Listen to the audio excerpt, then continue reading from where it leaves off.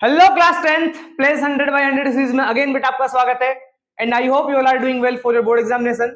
सो बेटा ये वीडियो जो एक कंप्लीट वन शॉट वीडियो होने वाला है आपका class 10th maths chapter 3 pair of linear equation two variables का, जिसमें हम लोग इस चैप्टर के सारे कॉन्सेप्ट्स को समझेंगे, कुछ पीवाईक्यूज करेंगे, देन एमसीक्यूज हैं, असर्शन रीजन है, केस स्टडी बेस्ड क्वेश्चंस हैं, वर्ड प्रॉब्लम्स हैं, है ना। तो बहुत सारे कॉन्सेप्ट हमको समझना है, टिप्स ट्रिक्स एवरीथिंग आपको इस वन शॉट वीडियो में मिलेगा और एक ग्लेंस में आप बेटा इस वीडियो में पूरे चैप्टर को रिवाइज करने वाले हैं। सो बिना टाइम वेस्ट के बेटा स्टार्ट करेंगे और सबसे पहले हम बात करेंगे बेटा किसके बारे में, standard equation of pair of linear equation in two variables. Chapter से आप लोग पहले से फेमिलियर है और बोर्ड से जस्ट पहले का रिवीजन है, फिर भी मैं आपको बता देता हूं। लीनियर इक्वेशन जो होता है बेटा दो वेरिएबल्स में, उसका जो स्टैंडर्ड इक्वेशन है वो क्या होता है बेटा, ax plus b y plus c is equal to 0। ये एक लीनियर इक्वेशन है। अब इसमें दो वेरिएबल्स आपको दिख रहे हैं x एंड y, ठीक है। a coefficient of x, b coefficient of y, c हमारा है कांस्टेंट टर्म। तो ये जो है बेटा इक्वेशन वो आपका स्टैंडर्ड इक्वेशन है। नाउ अब हमें क्या करना है बेटा, इसमें भी हमें पढ़ना है पेयर्स के बारे में। अभी हम लोग डिस्कस करेंगे पेयर्स के बारे में। सबसे पहले अगर बात करूंगा बेटा, ये एक लीनियर इक्वेशन है, ठीक। और ग्राफिकल रिप्रेजेंटेशन की बात करेंगे, ग्राफ में ये हमेशा हमें क्या प्रोवाइड करेगा, एक स्ट्रेट लाइन। जब भी किसी भी लीनियर इक्वेशन का आप ग्राफ ड्रॉ करोगे तो हमेशा आपको क्या मिलेगा, एक स्ट्रेट लाइन मिलेगा। क्लियर। नाउ हमें इस चैप्टर में पढ़ना क्या है बेटा, हमें पढ़ना है पेयर्स ऑफ लीनियर इक्वेशन। क्या पढ़ना बेटा, पेयर्स ऑफ लीनियर इक्वेशन। अब वो बच्चे जिनको बेसिक्स पता हो, है ना, तो बेटा वो 10 से 15 मिनट वीडियो को स्किप कर दे, 10 मिनट मैक्सिमम। तो 10 मिनट्स में मैं एकदम बेसिक चीजें पढ़ाऊंगा, देन आपके पीवाईक्यू शुरू हो जाएंगे, क्वेश्चन शुरू हो जाएंगे, है ना। तो 10 मिनट तक अगर आप देख लो, रिवाइज करना हो तो कर सकते हो, वरना आप वीडियो स्किप कर सकते हो। बाकी जिनके बेसिक्स वीक है वो फटाफट समझेंगे बेटा। पेयर ऑफ लीनियर इक्वेशंस मतलब क्या बेटा, पेयर्स मतलब क्या होगा बेटा, अब जोड़ी में होंगे इक्वेशंस, है ना, दो होंगे इक्वेशंस। सो दो जो इक्वेशंस होते हैं उनको हम लोग ऐसे लिख लेते हैं बेटा, क्या, a1x plus b1y plus c1 is equal to 0। और दूसरा इक्वेशन लिखेंगे बेटा हम a2x plus b2y plus c2 is equal to what, 0। तो ये है बेटा पेयर ऑफ लीनियर इक्वेशन, है ना। यहाँ पे दो पेयर्स आपको दिख रहे हैं। अब हमें इन्हीं पेयर्स के बारे में ही पढ़ना है। क्लियर है, आप समझो। अब अगर ये पेयर्स हैं तो ये दो लाइन को रिप्रेजेंट कर रहे हैं बेटा। अब अगर मैं ग्राफिकल रिप्रेजेंटेशन करूं इन दोनों लाइंस का, ध्यान देना, ये भी एक लाइन है और ये भी एक लाइन है। अब ये दो लाइंस है, तो वो दो लाइंस कितने तरीके के हो सकते हैं। ऐसा हो सकता है कि वो दो लाइंस ऐसे हों कि एक दूसरे को क्या कर दें, इंटरसेक्ट कर दें, तो ये लाइंस इंटरसेक्टिंग लाइन हो सकते हैं। दूसरा, ये लाइंस ऐसे भी हो सकते हैं कि कभी आपस में मीट ही ना करें, लाइक ये इस टाइप के लाइंस जो कि पैरेलल लाइंस होते हैं।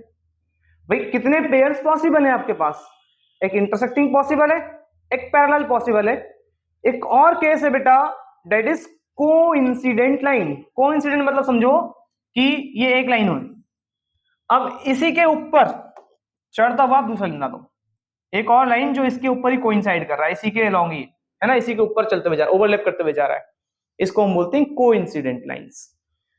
तो तीन पेयर्स ऑफ लाइंस पॉसिबल है हमारे पास, इंटरसेक्टिंग, पैरेलल एंड कोइंसिडेंट। और बेटा ध्यान रखना, हम लोगों को ना जनरली 95% क्वेश्चंस इंटरसेक्टिंग लाइन से ही कर रहे हैं, ठीक है। अब ग्राफिकल रिप्रेजेंटेशन का क्या महत्व है वो आप आगे जाकर थोड़ी देर में समझेंगे। अब ये तीन पेयर्स ऑफ लाइन पॉसिबल है और हमें इन्हीं तीन ही पेयर्स को पढ़ना है, ठीक है, pairs of linear equation in two variables.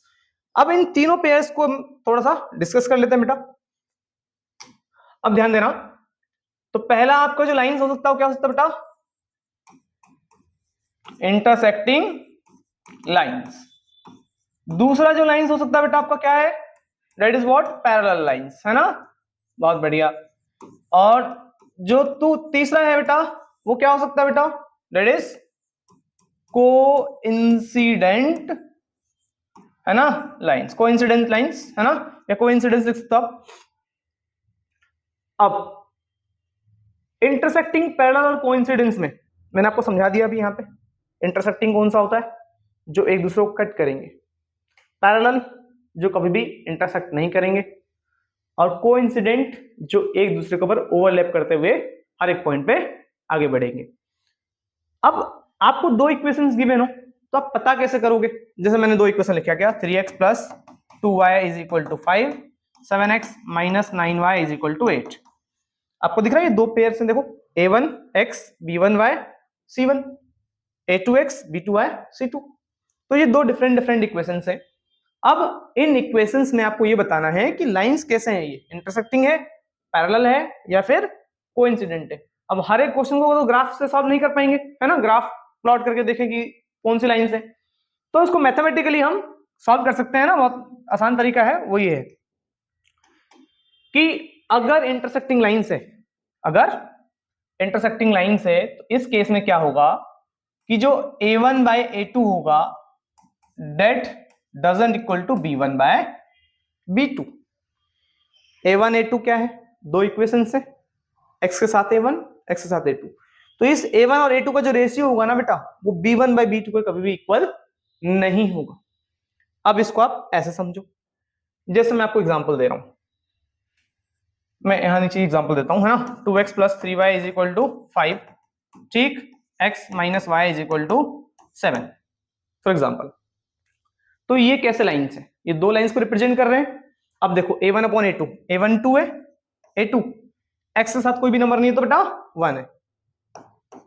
b1 में b2 के बराबर चेक कर लेते हैं, जो b1 3 है और b2 कितना बेटा माइनस का 1।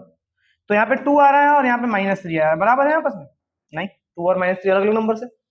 तो इसका मतलब क्या है, ये आपका इंटरसेक्टिंग लाइंस है। क्लियर है बेटा? सो इस तरीके से आप पता कर सकते हो अगर इंटरसेक्टिंग लाइंस है या नहीं है। सेकंड केस, अब पैरेलल लाइन के केस में क्या होगा? तो पैरेलल लाइन के केस में बेटा ध्यान रखना आपको, a1 by a2, b1 by b2 और c1 by c2, sorry doesn't equal to c1 by c2। अगर कुछ ऐसे इक्वेशंस आपको दिखे जिनमें a1 a2 b1 b2 और c1 c2 का रेशियो इसको सेटिस्फाई कर जाए, मतलब a1 by a2 b1 by b2 तो आपस में बराबर होंगे, बट ये दोनों c1 बाय c2 के बराबर नहीं होंगे। इस केस में लाइंस कैसे हो जाएंगे बेटा? पैरेलल लाइंस हो जाएंगे। अब इसको ऐसे समझो आप, दो equations again, 2x plus 3y equal 5 है बेटा। अब यहां लिख देता हूं मैं 4x plus 6y is equal to 15, ठीक है। अब यहां पे ध्यान दो, a1 by a2, b1 by b2, c1 by c2, तीनों को आपस में रखो। ये देखो ये कट जाएगा, 1/2 रेशियो आ गया, ये भी कैंसिल आउट हो गया, 1/2 आ गया, और ये 5 से 3 बार कट गया। तो a1 बाई a2 बेटा b1 बाई b2 तो बराबर है, बट c1 बाई c2 के बराबर नहीं। तो इस पेयर्स को हम क्या बोलेंगे, इन पेयर्स ऑफ लाइंस को हम क्या बोलेंगे? ये लाइंस हैं पैरेलल लाइंस। क्लियर? होप बेटा क्लियर हो गया होगा आपको। तो ऐसे लाइंस को हम बोलते हैं पैरेलल लाइंस।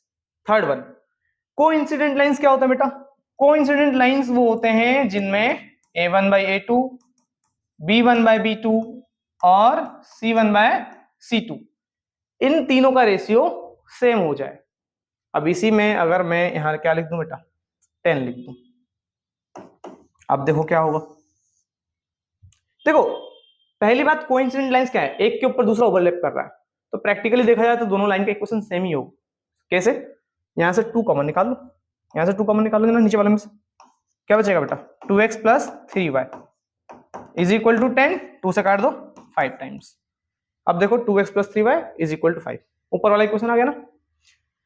तो दोनों इक्वेशन सेम ही होते हैं जनरली, बाकी यहाँ तो सेम नहीं दिख रहा, बट कोई रीजन नहीं। अब क्या करो बेटा, a1 बाई a2 कर दो, b1 बाय b2 और c1 बाय c2। अब देखो 2 से गया 1/2 टाइम्स, 3 से गया 1/2 टाइम्स, 5 से गया 1/2 टाइम्स, तीनों आपस में इक्वल हो गए बेटा। तो इसका मतलब क्या है? लाइंस कोइंसिडेंट है। क्लियर?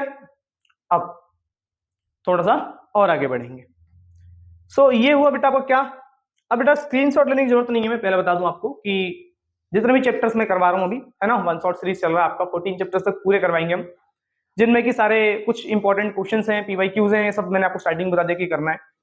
अब इनके जो पीडीएफ्स हैं ना, ये भी जो मैं लिखवा रहा हूँ, इसका पूरा पीडीएफ जो है आपको हमारे टेलीग्राम चैनल एमक्वेस्ट में मिल जाएगा, जिसका लिंक आपको इसी वीडियो के डिस्क्रिप्शन में मिल जाएगा। टेलीग्राम यूज नहीं करते कोई दिक्कत नहीं है, व्हाट्सएप चैनल का लिंक भी मैंने नीचे दे रखा है।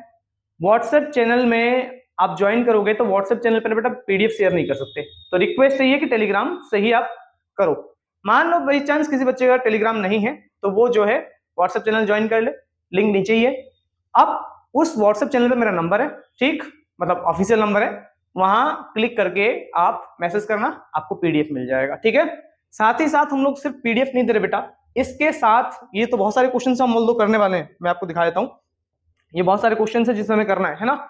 अब इन क्वेश्चन के अलावा भाई प्लेस 100/100 सीरीज हमने ऐसे ही नाम नहीं दिया बेटा, बहुत सारे क्वेश्चंस करने हैं। इनके बाद भी मैं आपको वर्कशीट प्रोवाइड करूंगा, ठीक, पीडीएफ वही सेम आपको ग्रुप में मिल जाएगा, तो उसको आप करें, ठीक। आई होप कि आपके बड़े अच्छे नंबर आएंगे उसको करने के बाद। सो बिना टाइम वेस्ट आगे बढ़ेंगे बेटा। तो ये इंटरसेक्टिंग लाइंस, पैरेलल लाइंस और कोइंसिडेंट लाइंस है।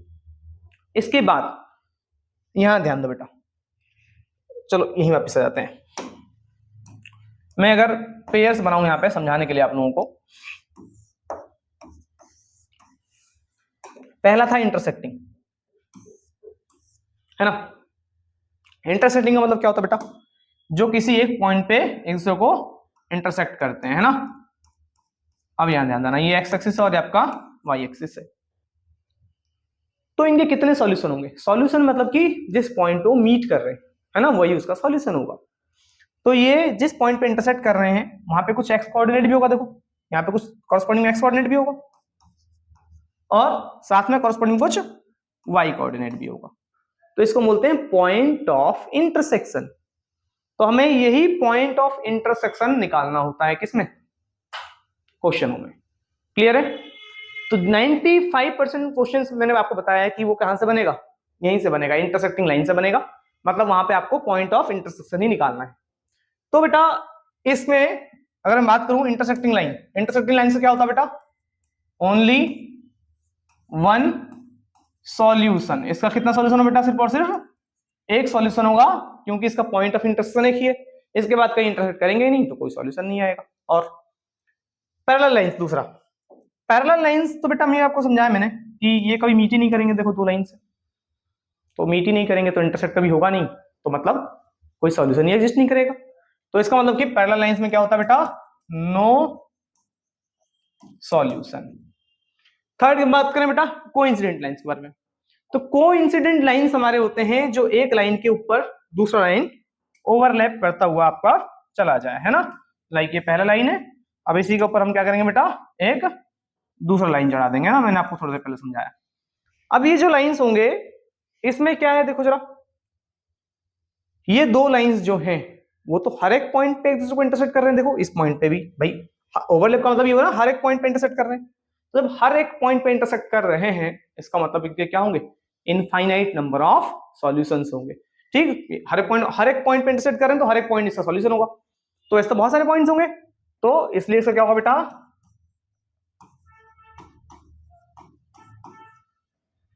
इनफाइनाइट नंबर ऑफ सॉल्यूशन, ठीक है। नाउ अब कुछ टर्म्स और आपको समझ रहे हैं, ठीक है। इसके बाद ना जनरली आपका कॉन्सेप्ट क्लियर हो जाएगा, चैप्टर में इतना इससे ज्यादा कॉन्सेप्ट नहीं है, और ठीक है। इंटरसेक्टिंग पैरेलल लाइंस, अब जिनके सॉल्यूशंस एग्जिस्ट करते हैं उनको हम बोलते हैं कंसिस्टेंट। कंसिस्टेंट लाइंस क्या होते हैं बेटा, जिनके सॉल्यूशन एग्जिस्ट करते हैं। तो सॉल्यूशन किसके एग्जिस्ट करते हैं बेटा, किसके, इंटरसेक्टिंग और कोइंसिडेंट के। तो इंटरसेक्टिंग और कोइंसिडेंट इनको हम बोलते हैं बेटा क्या, कंसिस्टेंस, है ना, consistence pair of linear equation. Second thing, parallel lines का सॉल्यूशन एग्जिस्ट नहीं करता, तो ये क्या हो जाएगा, पैरेलल लाइंस ये हो जाएगा आपका इन कंसिस्टेंस। तो पैरेलल लाइंस हमारे क्या होते हैं, इनकंसिस्टेंस, क्योंकि इनका कोई सॉल्यूशन नहीं होता। आई होप बेटा क्लियर हो गया होगा।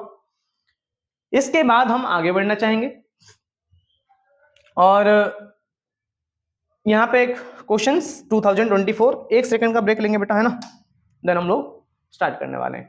तो तब तक आप लोग क्वेश्चन पढ़ लीजिए।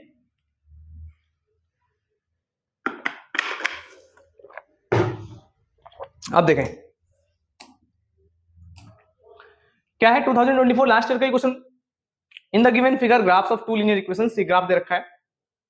अब क्या बोला है कि कंसिस्टेंट विद यूनिक सॉल्यूशन, क्या इज ऑल लाइंस कंसिस्टेंट होंगे विद यूनिक सॉल्यूशन। दूसरा consistent with infinite number of solution, inconsistent होगा या inconsistent but can be consistent by extending this lines, है ना।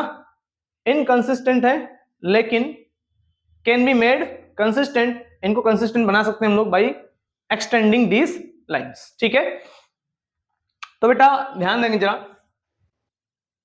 अब पहला ऑप्शन तो करेक्ट है या नहीं, देखो अभी दो लाइंस तो आपको पहले से दिख रहा है कि इंटरसेक्टिंग, तो अभी इंटरसेक्ट तो नहीं हो रहे, लेकिन जब मैं क्या करूं, इनको आगे बढ़ाऊं, देखो ये पैरेलल तो है नहीं, तो अगर आगे मीट करा जाएगा, आगे बढ़ाया जाएगा तो क्या होगा, ये अगर आगे बढ़ाया जाए इनको तो ऐसे कहीं ना कहीं जाके वो मीट करेंगे और वहां पे क्या होगा, इसका एक यूनिक सॉल्यूशन आपको मिलेगा, है ना, एक ही पॉइंट पे सॉल्यूशन मिलेगा और उसके अलावा नहीं मिलेगा।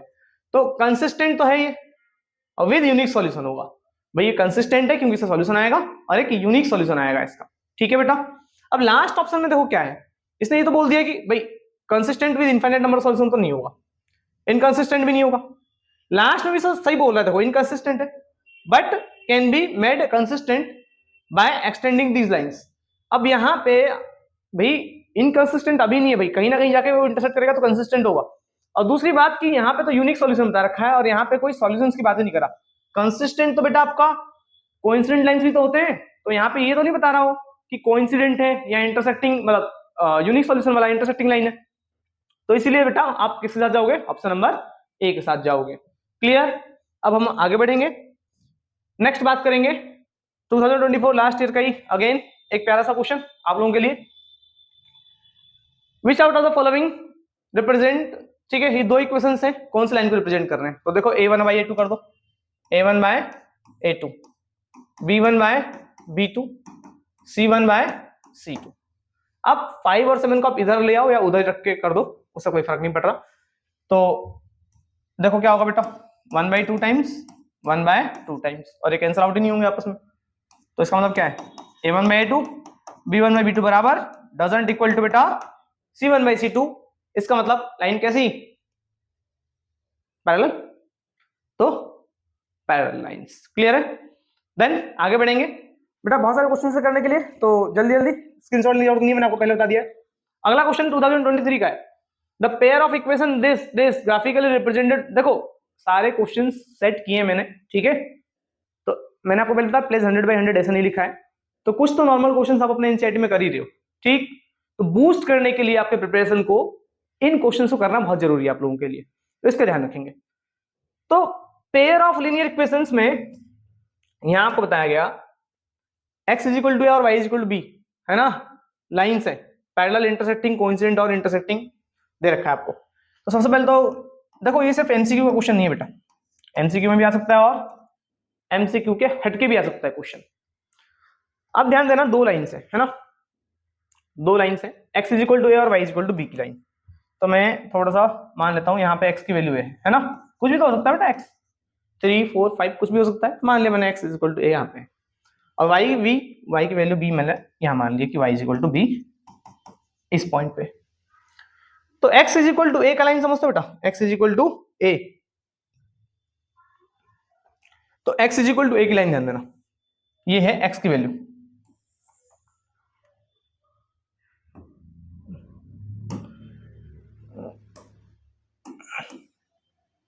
ये x is equal to a की लाइन है बेटा, है ना। और second thing y is equal to b की लाइन, ये x is equal to a की लाइन है भाई, y कुछ भी हो, x is equal to a का मतलब समझो बेटा, y कुछ भी हो x हमेशा a रहेगा। थोड़ा और अच्छे समझो, देखो x is equal to a का मतलब क्या है, ये y के ऊपर डिपेंड ही नहीं कर रहा, y 0 तो x है, y 1 तो x है, y -1 तो भी x है, तो y 0 x है, y 1 x है, y -1 x है, y 2 x है, y कुछ भी रखो, x हमेशा a आएगा। Similarly y is equal to b line, y is equal to b line हमारा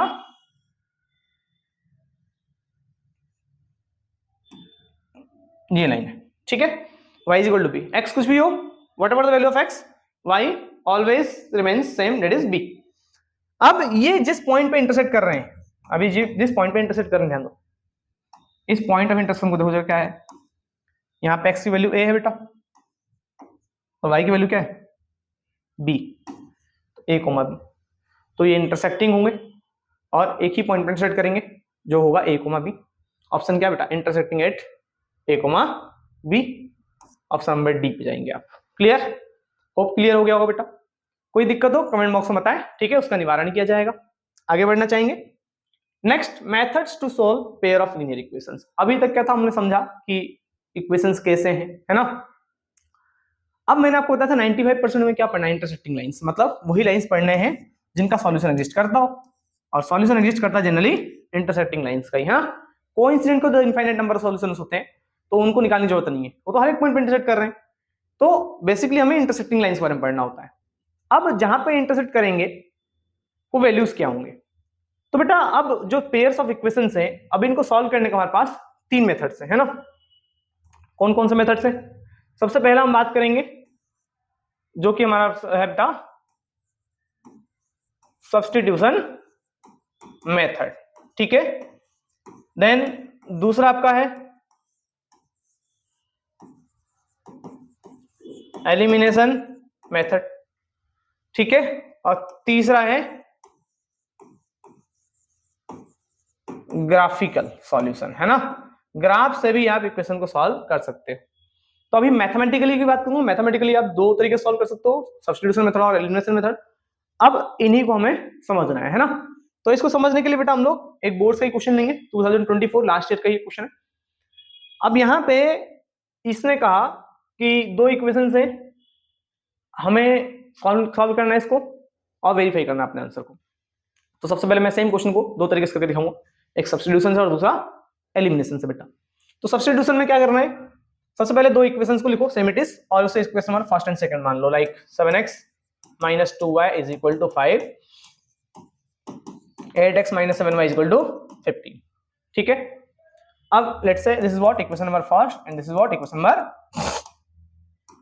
सेकंड। अब हमें करना क्या होता है, सबसे पहले फर्स्ट इक्वेशन को सेम इट इज लिखो, है ना, और वहां से किसी एक वेरिएबल को एक साइड रखो, बाकी सब वेरिएबल को उधर भेज दो। जिनको बेसिक्स क्लियर हो स्किप करें, है ना। अभी थोड़ा सा 10 मिनट 5-10 मिनट स्किप कर दें, क्योंकि अभी मैं सब्स्टिट्यूशन और एलिमिनेशन समझाने वाला हूं 10 मिनट तक। 2 इधर गया तो प्लस का हो जाएगा बेटा, 7x इक्वल टू कितना हो जाएगा 5 प्लस ये माइनस में उधर गया तो प्लस में हो जाएगा बेटा। अब ये 7 इधर मल्टीप्लाई में इधर आएगा तो डिवाइड में, x कितना हो जाएगा बेटा 5 प्लस 2y बाय 7। दिख रहा है, मैंने सेग्रीगेट कर दिया। सेग्रीगेट मतलब x अलग रखा, y को एक अलग लग गया, आ गया x। अब ये जो आएगा इसे बोलो इक्वेशन नंबर थर्ड। अब थर्ड की वैल्यू उठाकर हमें कहां पुट करना बेटा, इक्वेशन नंबर सेकंड पे। तो तरीका याद रखेंगे, फर्स्ट इक्वेशन को सेम इट इज लिखेंगे, वहां से x की वैल्यू निकालेंगे और फिर जो आएगा उसको सेकंड इक्वेशन में पुट कर देना है, ठीक है बेटा। अब जैसे ही मैं इस वैल्यू को सेकंड में पुट करूंगा, ठीक है, लिख देना statement putting the value of third in equation number second. So therefore मैं सेकंड में पुट कर रहा हूं, देखो 8 इंटू एक्स, जहां x में क्या रखूंगा बेटा मैं 5 plus 2y upon 7 minus 7y is equal to what 15, ठीक है बेटा। अब देखो नॉर्मली 8 को अंदर मल्टीप्लाई करो 5 से कितना आएगा, 5 8 जार 40 प्लस 8 2 जार 16y divide by 7 minus 7y is equal to 15। अब यहाँ पे 7 को उधर, कुछ बच्चे भाई कैलकुलेशन मिस्टेक्स ना करें, यहाँ से उधर ले जाने के लिए 7 को पहले होल का एलसीएम होना चाहिए। तो 7y के नीचे क्या बेटा 1 है। अभी एलसीएम ले लेते हैं, पहले एलसीएम आएगा 7 हो जाएगा 40 प्लस 16y माइनस 7 7 जार 49y इज इक्वल टू 50, ठीक है बेटा। अब 7 को उधर भेज दो तो 40, अब देखो प्लस माइनस माइनस, ठीक है।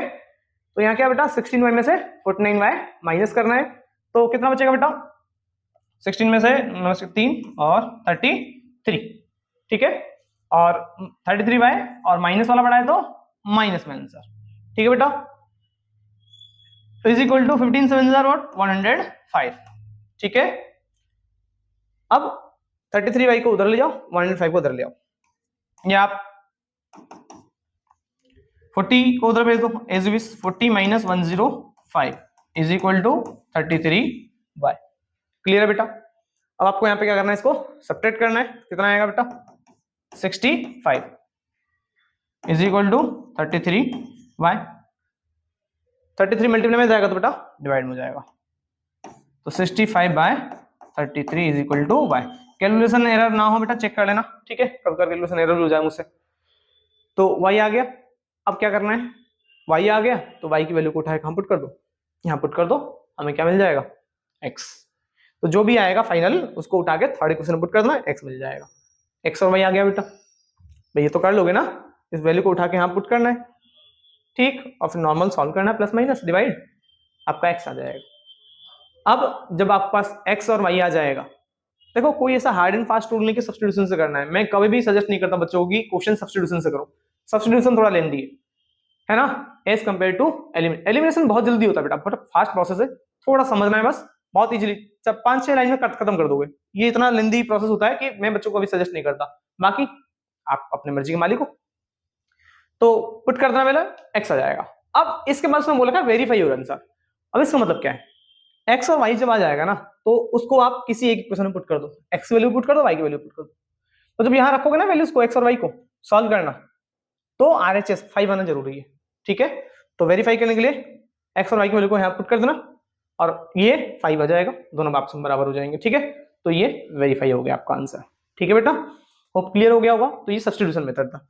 अब इसी को ना बेटा हम थोड़ा सा समझते हैं किससे, एलिमिनेशन मेथड से। मैं थोड़ा सा आगे बढ़ूंगा, है ना। अब सेम क्वेश्चन देखो, एलिमिनेशन से कितना आसान हो जाएगा। Question is what, 7x minus 2y is equal to 5, तो 7x minus 2y is equal to 5। और दूसरा जो इक्वेशन है बेटा क्या है बेटा आपका, 8x minus 7y is equal to 5। ओहो, मैंने क्वेश्चन एरर कर दिया बेटा, यहाँ प्लस का था, यहाँ मैंने क्या कर दिया बेटा, माइनस कर दिया है। तो इसके अकॉर्डिंग तो सॉल्यूशन ही सही है, बट आप करेक्ट कर लेना। मैं अभी उसको वैसे करता हूँ, 8x plus 7y is equal to 15, 8x plus 7y is equal to 15, equation number first and second. ठीक है, अब क्या करना है बेटा आपको, अब क्या करना है कि इसमें एलिमिनेशन में सबसे पहले आपको समझना है, पहला मैं कुछ स्टेप्स बताऊंगा, उसको फॉलो करो, इजीली क्वेश्चन सॉल्व हो जाएगा। सबसे पहला स्टेप ये है कि आप क्या करो, कोफिशिएंट ऑफ एनी वेरिएबल, कोई भी वेरिएबल हो उसका कोफिशिएंट को सेम दिखा दो बेटा। क्या दिखा दो बेटा, कोफिशिएंट सेम दिखाओ। मतलब यहाँ पे x का कोफिशिएंट भी अलग अलग है, y का कोफिशिएंट भी अलग अलग है। सबसे पहले कोफिशिएंट सेम दिखाओ। जब कोफिशिएंट सेम दिखा, अगर दे रखा कोफिशिएंट सेम हो, वेल एंड गुड, तब तो स्टेप 2 पे डायरेक्ट बढ़ जाओ। अगर कोफिशिएंट सेम नहीं है तो स्टेप 1 पहले करना है आपको, देन आपको स्टेप 2 पे आना बेटा। स्टेप 2 क्या है, कोफिशिएंट सेम हो गया तो फिर सेम जो कोफिशिएंट है, सेम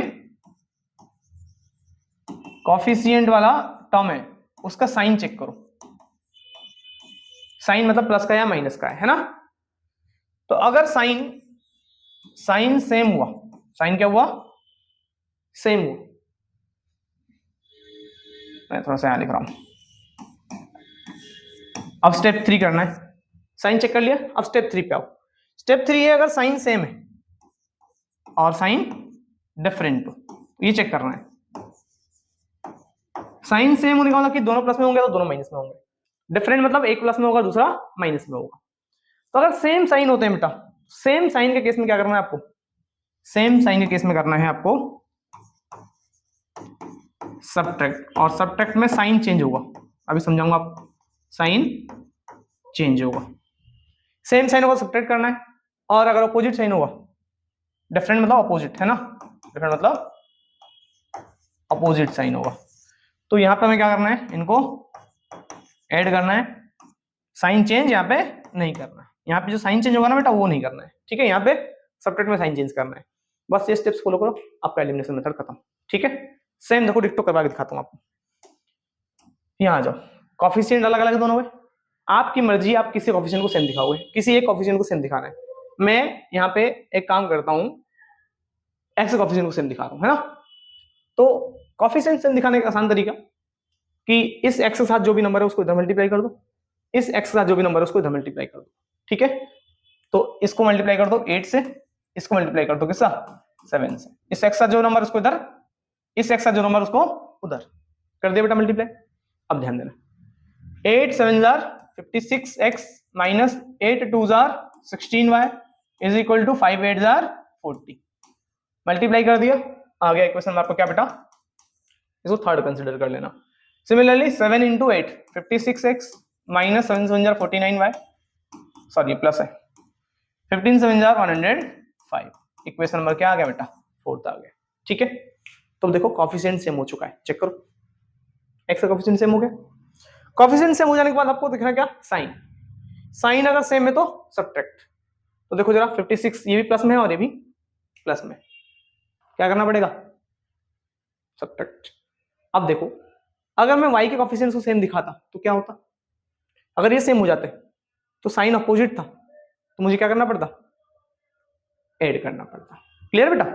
अब यहाँ पे साइन तो सेम है तो हमें क्या करना पड़ेगा सब्ट्रैक्ट। तुम लोग लिख लेना स्टेटमेंट क्या, थर्ड में से फोर्थ सब्ट्रैक्ट करोगे फिर इसको दिखाना पड़ेगा दोबारा सब्ट्रैक्ट करके, ऐसे ही कुछ मैं यहाँ पे डायरेक्ट कर देता हूँ, ठीक है।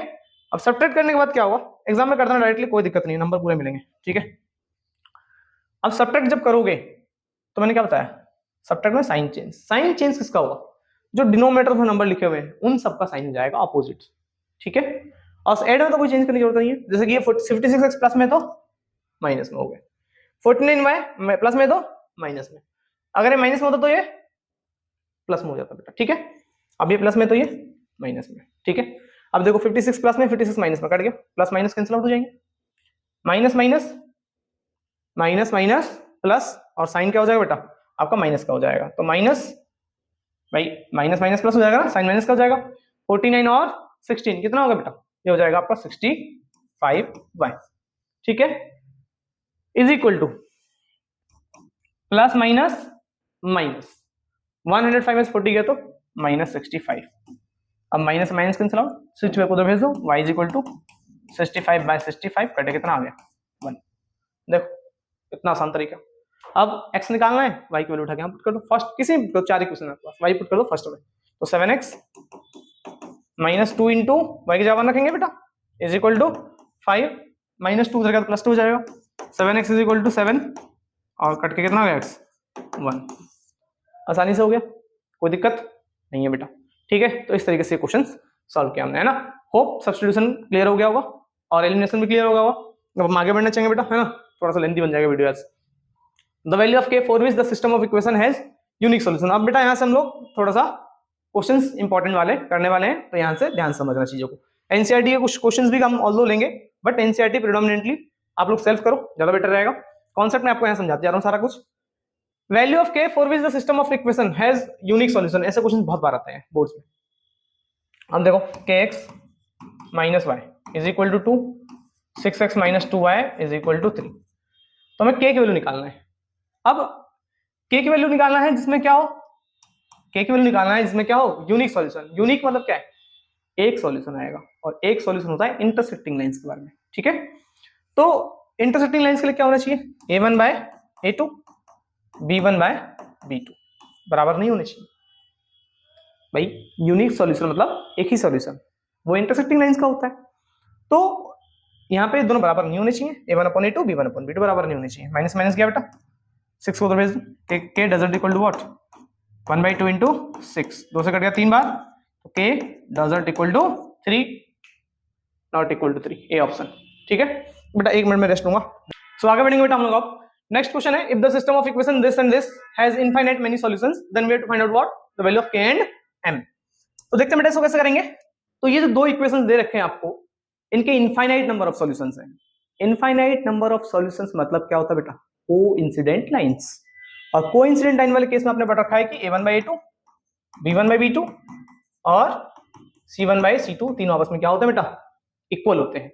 अब करना क्या है, a1 by a2 देखो जरा क्या है, a1 क्या है x के साथ k, a2 क्या है इस x के साथ 4, b1 क्या है बेटा y के साथ -5, b2 कितना है बेटा y के साथ m, ठीक है। और c1 by c2, c1 कितना बेटा 2 और c2 कितना बेटा 10। ठीक है, ये तीनों आपस में इक्वल होंगे। अब मुझे के और एम की वैल्यू निकालना है, तो भाई जब तीनों आपस में बराबर है तो इसको इसके बराबर रख दो एक बार।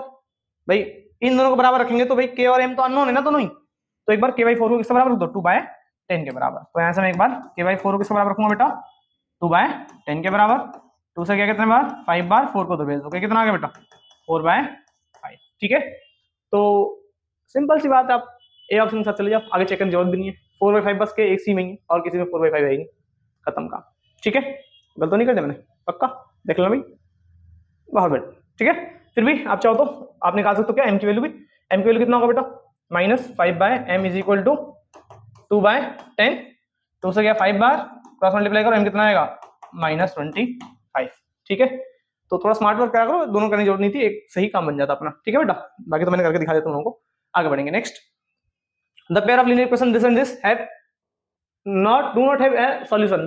सॉल्यूशन नहीं होना चाहिए। सॉल्यूशन कब नहीं होगा बेटा, जब a1/a2, सॉल्यूशन ना होने का मतलब कि पैरेलल लाइंस, उसके लिए a1/a2 is equal to what, b1/b2 doesn't equal to what बेटा, c1/c2।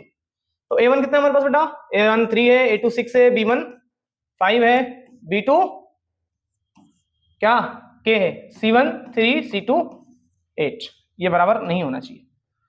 तो ये दोनों बराबर कब होंगे, ध्यान देना, ये 3/6 है, 3/6 शुड बी व्हाट, 5/k के बराबर। तो ऐसे 3 से गया 2 बार क्रॉस मल्टीप्लाई कर दो, k कितना आना चाहिए, 10 आना चाहिए, तभी तो बराबर होंगे। k 10 हो जाएगा तो ये दोनों बराबर हो जाएंगे, और ये दोनों इसके बराबर ऑब्वियस है, काट के देख लो, 1/2 आ रहा है, बराबर है नहीं, तो इसका मतलब क्या बेटा, k 10 होना चाहिए। ठीक है, व्हाट, बी ऑप्शन। आगे बढ़ेंगे बेटा, next, this and this then the value of x - y। अब बेटा ये ना एक बहुत बेहतरीन क्वेश्चन है, बच्चों का टाइम बहुत अच्छा खासा वेस्ट करता है यहाँ पे, अगर पहले से करके नहीं गए हो। बच्चा सब्स्टिट्यूशन, एलिमिनेशन, बहुत सारे तरीके लगा देगा। देखो नॉर्मल बच्चा क्या करेगा, दो इक्वेशंस रखे, बड़े बड़े नंबर्स दिख रहे हैं आपको, x - y निकालना है, तो बच्चा क्या करता है, पहले दोनों इक्वेशन को सॉल्व करेगा, सॉल्व करके x की वैल्यू निकालेगा, देन अलग से y की वैल्यू निकालेगा, फिर x और y की वैल्यू पुट करके माइनस करके आंसर निकालेगा। ठीक है, तो ध्यान रखना भाई, ये होता है एकदम क्या बोलते हैं, स्मार्ट वर्क तो बिल्कुल नहीं होता, समझिए। बाकी अब इसको करने का तरीका क्या है, ध्यान देना कि जब भी ना क्वेश्चंस देखो, आपको ऐसे क्वेश्चंस में ना सबसे पहली बात, सबसे बड़ा हिंट होगा कि नंबर्स इंटरचेंज होंगे। देखो 19 17 17 19, x y के नंबर इंटरचेंज होंगे। जब भी ऐसा क्वेश्चन आए तो ऐसे ही करना है आपको, जो मैं तरीका बता रहा हूं। अब यहाँ पे तो ये एमसीक्यू में थोड़ा सा शॉर्ट में पूछ लिया चीजें, तो हमें करना क्या है, 19x - 17y is equal to 55 है, और एक बार 17x - 19y is equal to 53। अब दो इक्वेशन से बेटा ये फर्स्ट और सेकंड, मैं चाहता हूँ जल्दी जल्दी करवा दूं, बट थोड़ा ठीक है थोड़ा सा लेंथी वीडियो होगा, बच्चा वैसे देखे क्लिक नहीं करता, बट कॉन्सेप्ट आपको पता है कि बहुत शॉर्ट में तो नहीं करवा सकते ना, थोड़ा बहुत आपको समझना पड़ेगा चीजें। अब दो इक्वेशंस को आप पहले क्या करना, आपको माइनस करना है, देखो माइनस है ना, x - y चाहिए, तो x - y चाहिए, तो एक काम करूंगा मैं पहले दोनों को, तो यहां से अगर मैं माइनस करता हूं माइनस कर देंगे तो माइनस कर दो, ठीक है, क्योंकि x - y चाहिए ना आपको, सब्ट्रैक्ट कर दो, किस में से, सेकंड में से माइनस कर दो, किसको, फर्स्ट को। ठीक है बेटा, सेकंड में से माइनस कर दो फर्स्ट को, क्या होगा ध्यान देना, या फर्स्ट में सेकंड को माइनस कर दो, फर्स्ट में सेकंड को माइनस कर दो। माइनस करने के लिए क्या करते हैं बेटा, आपको पता है, सब्ट्रैक्ट करना तो नीचे वाला sign change, minus plus minus. ठीक है,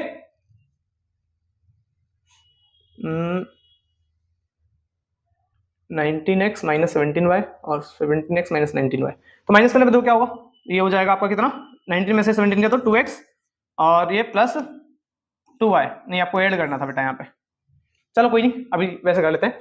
तो 19x - 17y कितना होगा बेटा, 2x हो गया, और देन -17 प्लस 19y कितना हो जाएगा बेटा, plus 2y is equal to 52 आएगा। 2 कॉमन काट दो बेटा, x प्लस y कितना आ गया, 1 आ गया।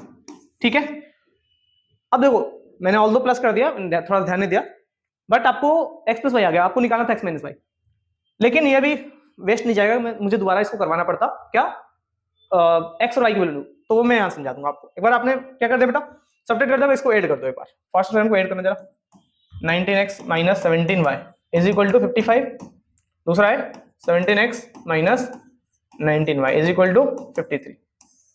ठीक है, ऐड करो, ऐड करने से क्या होगा, देखो 19 और 17 कितना हो जाएगा, 636x। ठीक है बेटा, कोई डाउट तो नहीं है। Then 19 17 again -36y is equal to कितना हो जाएगा, 108। 36 कॉमन निकाल लो, क्या आएगा x minus y is equal to 108। 36 से कितना बार गया बेटा ये 3 बार, तो एक्स माइनस वाई कितना आ गया 3। इस क्वेश्चन का आंसर तो हमें मिल गया, एक्स माइनस वाई कितना मिल गया 3 मिल गया, खत्म काम, सी ऑप्शन खत्म। अब ये थोड़ा लॉन्ग क्वेश्चन में आता है, लॉन्ग क्वेश्चन में आएगा तो हमें निकालेगा, मतलब हमें बताएगा कि एक्स और वाई निकालना है। तो अभी तो आपने एक्स माइनस वाई पूछा था तो आपने तुरंत कर लिया। अब एक्स और वाई निकालने के लिए होगा तो क्या करना है, तो एक्स और वाई निकालने के लिए आपको पहले क्या करना है, दोनों को एक बार प्लस कर देना है और एक बार दोनों को माइनस करना है। तो यहाँ पे हमने क्या किया, प्लस किया था दोनों को, है ना, ऐड किया था, यहाँ पे सब्ट्रैक्ट कर दिया। तो एक बार इसको ऐड करना है, एक बार सब्ट्रैक्ट करना है, उससे क्या होगा, दो इक्वेशन बहुत छोटे छोटे बन गए, दिख रहा है, एक्स माइनस वाई और एक्स प्लस वाई, बहुत छोटे छोटे इक्वेशन बन गए। अब इन दोनों को इजीली आप सॉल्व कर सकते हो, ठीक है। क्या करना है आपको, बस इन दोनों को ऐड कर दो। क्यों ऐड करना है, एलिमिनेशन लगा रहा हूं बेटा, y का कोएफिशिएंट सेम है, देखो y का कोएफिशिएंट 1, ऑल्दो यहाँ पे x का कोएफिशिएंट भी सेम ही है, आप कोई सा भी यूज कर लो। मैं ऐड इसलिए कर रहा हूँ, y का कोएफिशिएंट सेम है, कोएफिशिएंट सेम हो गया तो साइन पे आओ, ये भी प्लस ये माइनस, साइन अपोजिट में ऐड कर देते हैं। तो मैं सीधा क्या करूंगा, x plus y is equal to 1, x minus y is equal to 3, add करूंगा तो y से y गया, 2x is equal to 4, x कितना आ गया बेटा 2 आ गया, x2 आ गया, पुट कर देना, यहाँ पे आएगा तो y कितना आएगा -1 आएगा, हो गया सॉल्व, ठीक है। इतना आसान था। तो ये क्वेश्चन देखो बड़े नंबर्स आए तो दिक्कत क्रिएट करेगा, तो इससे बढ़िया है आप उसको शॉर्ट में कन्वर्ट कर दो। तो ये ट्रिक, मतलब ये कॉन्सेप्ट आप उन्हीं क्वेश्चन में यूज करोगे जहां पे एक्स और वाई में बड़े नंबर्स और इंटरचेंज हो रहे हैं आपस में, ठीक है। कुछ छोटे नंबर्स की करने की जरूरत नहीं है। Next, if this is the solution of this then value of k is what, ठीक है। तो 6, k is the solution of this equation, 6, k इस इक्वेशन का एक सॉल्यूशन है, k को निकालना है। अगर सॉल्यूशन है x6 y k पुट कर दो, x6 पुट कर दो 3 into 6, y की जगह रख दो -22 इज इक्वल टू 0, 22 से भेज दो, 6 3 18 plus k -22 is equal to 0, 22 - 18 कितना होगा बेटा -4, k -4 इज इक्वल टू 0, 4 को तो भेज दो, k कितना आएगा बेटा 4 आ जाएगा। ऑप्शन नंबर ए, क्लियर भाई। सॉल्यूशन अगर है तो पुट करने पे इक्वेशन को सेटिस्फाई करेगा, तो मैंने x और y की वैल्यू यहाँ पुट कर दिया, इक्वेशन सेटिस्फाई कर रहा है, k आ गया, ठीक है। गुड, आगे बढ़ेंगे बेटा। Next, if x is equal to, ठीक, एक ये अच्छा सा क्वेश्चन है, ध्यान देना, बस एमसीक्यू की तरह ट्रीट मत करो, कोई भी क्वेश्चन उसको सिर्फ एमसीक्यू की तरह ट्रीट मत करो। जैसे पिछले वाला क्वेश्चन था, आपने इस पिछले लास्ट क्वेश्चन एमसीक्यू की तरह ट्रीट मत करना। अच्छा क्वेश्चन है, 4 नंबर 3 नंबर में 3 नंबर से 4 नंबर बोलो, 3 मार्क क्वेश्चन या 4 मार्क क्वेश्चन में आ सकता है, ठीक है। आगे बढ़ेंगे तो next, x is equal to y is equal to b क्या है, सॉल्यूशन है। तो x a और y b अगर सॉल्यूशन है, सॉल्यूशन का मतलब क्या है, वैल्यू पुट करने पे इक्वेशन को सेटिस्फाई करेगा, यही होता है बेटा सॉल्यूशन आपका। तो a और b अगर इसका सॉल्यूशन है तो x is equal to a, y is equal to b रख दो, तो a minus b is equal to कितना हो गया 2 हो गया, और x a y b रख इज इक्वल टू 4 हो गया, और हमें निकालना a और b की वैल्यू। तो देखो लीनियर इक्वेशन इन 2 वेरिएबल बन गया, फर्स्ट इक्वेशन और सेकंड इक्वेशन। भाई a और b को वेरिएबल्स की तरह ट्रीट कर लो, 2 इक्वेशन हो गया 2 वेरिएबल्स के साथ। अब क्या करना आपको, a और b निकालने के लिए सब्स्टिट्यूशन एलिमिनेशन, एलिमिनेशन हमेशा यूज किया करो बेटा। कोएफिशिएंट देखो, मैं b वाले को हमेशा सॉल्व करता हूं, अपोजिट साइड वाले को, कोएफिशिएंट से मैं 1 1, b के साथ यहां पे 1, b के साथ यहां पे 1, ये प्लस में है और ये माइनस में बेटा। तो इस केस में क्या हो जाएगा, इस केस में होगा अपोजिट साइन, तो अपोजिट साइन में क्या होता है, ऐड कर दो, दोनों को ऐड कर दो, ऐड करने से क्या होगा, देखो b से b कट गया, a plus a 2a is equal to 4 2 6 cut के कितना आ गया a3 आ गया, a3 आ गया तो पुट कर दो बेटा, वैल्यू b1 आ जाएगा, खत्म काम, a3 b1, this is what option number C. आगे बढ़ेंगे नेक्स्ट, अब ए और बी के लिए सेम तुम्हारा होमवर्क, ठीक है, समझ लो, ये भी होमवर्क सारा कुछ दे दूं क्या, एक आध करवा दूं, अरे यार कर ही लोगे, चलो थोड़ा बहुत करवाता हूं, तुम भी बिना कमेंट बॉक्स में बोलोगे सर। आगे बढ़ेंगे, this and this have infinite number of solutions, infinite number of solutions से हमें निकालना क्या है, ए और बी की वैल्यू, ठीक है। आपके एनसीईआरटी का क्वेश्चन है के टर्म में, देख लेना, थर्ड एक्सरसाइज आई थिंक, जो भी होगा देख लेना। तो इनफाइनाइट नंबर ऑफ सॉल्यूशंस का मतलब क्या बेटा, a1 by a2, a1 x के साथ 2 है, x के साथ क्या बेटा a plus b, a1 by a2, b1 by b2 -3, और b2 कितना बेटा माइनस a प्लस b -3 बेटा, विद माइनस साइन, बाहर माइनस साइन है, माइनस को भी कंसीडर करना है ना। c1 by c2, c1 कितना बेटा, c1 क्या है 7, c2 कितना बेटा यहाँ पे 4a प्लस b, ठीक है, तीन आपस में इक्वल है। a और b की वैल्यू निकालना है, तो फटाफट देखेंगे कैसे करना है।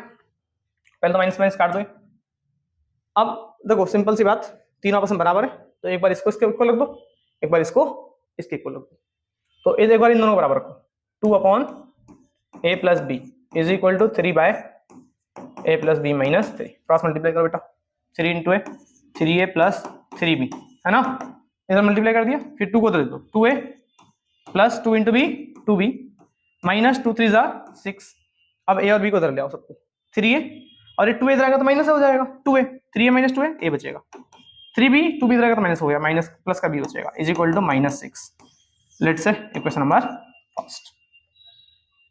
सेकंड, इसको इसके बराबर रखेंगे बेटा, तो 2 upon a plus b that is equal to what 7 by 4a plus b, cross multiply करेंगे 7a plus 7b is equal to कितना हो जाएगा बेटा 8a plus b sorry 2b। ठीक है बेटा, कहीं कैलकुलेशन एरर हो तो देख लिया करो। अब सबको इधर ले आओ, तो 8a इधर आएगा तो माइनस a बचेगा, कुछ तो बचा नहीं ना और ना, ठीक है। तो 2b को उधर ले आओ, कितना बचेगा बेटा plus 5b is equal to 0। अब दो इक्वेशन आ गया, दो इक्वेशन को सॉल्व करना आता है आप लोगों को। ठीक है, सब्स्टिट्यूशन लगा दो यहाँ पे, क्योंकि यहाँ पे एलिमिनेशन आपकी मर्जी है, एलिमिनेशन लगा सकते हो, जोड़ दो, a से कट जाएगा, देखो अपोजिट साइन में, तो बचेगा 5 और 6b is equal to -6, b is equal to -1 आ जाएगा। ठीक है, b इज इक्वल टू -1 आ जाएगा, और तो a भी निकालना पड़ेगा आपको, b -1 आ गया, तो b -1 है तो a आ जाएगा -5, तो -1 -5 व्हाट। ठीक है, सॉल्व करना आता है, इजीली सॉल्व कर लेना। ठीक है बेटा, समझ लो। अब दो क्वेश्चन आप लोगों के लिए, समझ लो, आगे बढ़ेंगे। असेसन रीजन पे आ जाता है बेटा, तो असेसन रीजन में असेसन क्या है, the area of the rectangle form by the lines x. देखो ये भी क्वेश्चन एक, देखो क्वेश्चन मैंने बहुत तरीके में सेट कर रखे हैं आप लोगों के लिए, बस थोड़ा एंड तक ध्यान दे देना बस। तो ये क्वेश्चन बड़ा अच्छा क्वेश्चन है बेटा, है ना। तो देखो, the area of rectangle form by the lines x equal 5 y equal to 7। कभी कभार ट्रायंगल भी आ जाता है बेटा क्वेश्चन में, है ना, कॉन्सेप्ट सेम ही होगा। x equal 5 y equal to 7, मान लेते हैं x 5 यहाँ पर है, y 7 थोड़ा सा ऊपर है ना, y इक्वल टू 7 यहाँ पर है। तो x इक्वल टू 5 की लाइन क्या है, मैंने थोड़ी देर पहले बताया था, x इक्वल टू a की लाइन बताया था ना, x equal to a y equal to b वाला क्वेश्चन करवाया था अभी। तो x इक्वल टू 5 की लाइन, ये वाली लाइन, सीधा ऐसा कर लो, समझ जाओ यार भाई, है ना, ये x इक्वल टू 5 वाली लाइन है। और थोड़ा ऊपर करते हैं, y इक्वल टू 7 वाली लाइन, ये y इक्वल टू 7 वाली लाइन। ठीक है, with the coordinate axis 35 square unit. अब जो ये रेक्टेंगल बना रहा है, दिख रहा है कोऑर्डिनेट एक्सिस, एक्स एक्सिस ये रहा, वाई एक्सिस और ये दोनों लाइन, ये जो एंगल बना मतलब एरिया बना रहे हैं ना, ये वाला एरिया रेक्टेंगल बना रहे हैं, इसका एरिया में और 35 यूनिट है। तो एरिया ऑफ रेक्टेंगल क्या होता है, देखो ये पूरा एरिया ऑफ रेक्टेंगल होता है लेंथ इनटू ब्रेड्थ। तो लेंथ कितना बेटा यहाँ पे, लेंथ हमारा, विड्थ हमारा 7। ठीक है, एक साइड भाई ये 7 यूनिट है और ये 5 यूनिट है, लेंथ इनटू ब्रेड्थ कर दो, 7 5 35। बहुत सही, सही बोल रहा है, टिक मार दो, असल ट्रू हो गया। Reason, the system of equation this and this is consistent with a unique solution. तो x equal to 5 y equal to 7 जो है, दो लाइन से दोनों कंसिस्टेंट है, तो आपको दिख रहा है एक ही पॉइंट पे इंटरसेक्ट कर रहे हैं, एक सॉल्यूशन है तो कंसिस्टेंट है, सॉल्यूशन तो एग्जिस्ट कर रहा है, और यूनिक सॉल्यूशन। तो assertion true, reason true, but reason जो है असर्शन को एक्सप्लेन नहीं कर रहा, वो तो एरिया के बारे में बात कर रहा है, और ये एरिया के बारे में बात नहीं कर रहा, ये तो लाइन के कंसिस्टेंसी के बारे में बात कर रहा है, लाइन के सॉल्यूशन के बारे में बात कर रहा है। तो बेटा क्या होगा, असर्शन ट्रू हो जाएगा, रीजन क्या हो जाएगा, भी ट्रू हो जाएगा, but not correct explanation of assertion, correct explanation नहीं होगा असर्शन का। ठीक है, आई होप क्लियर हो गया, आगे बढ़ेंगे बेटा।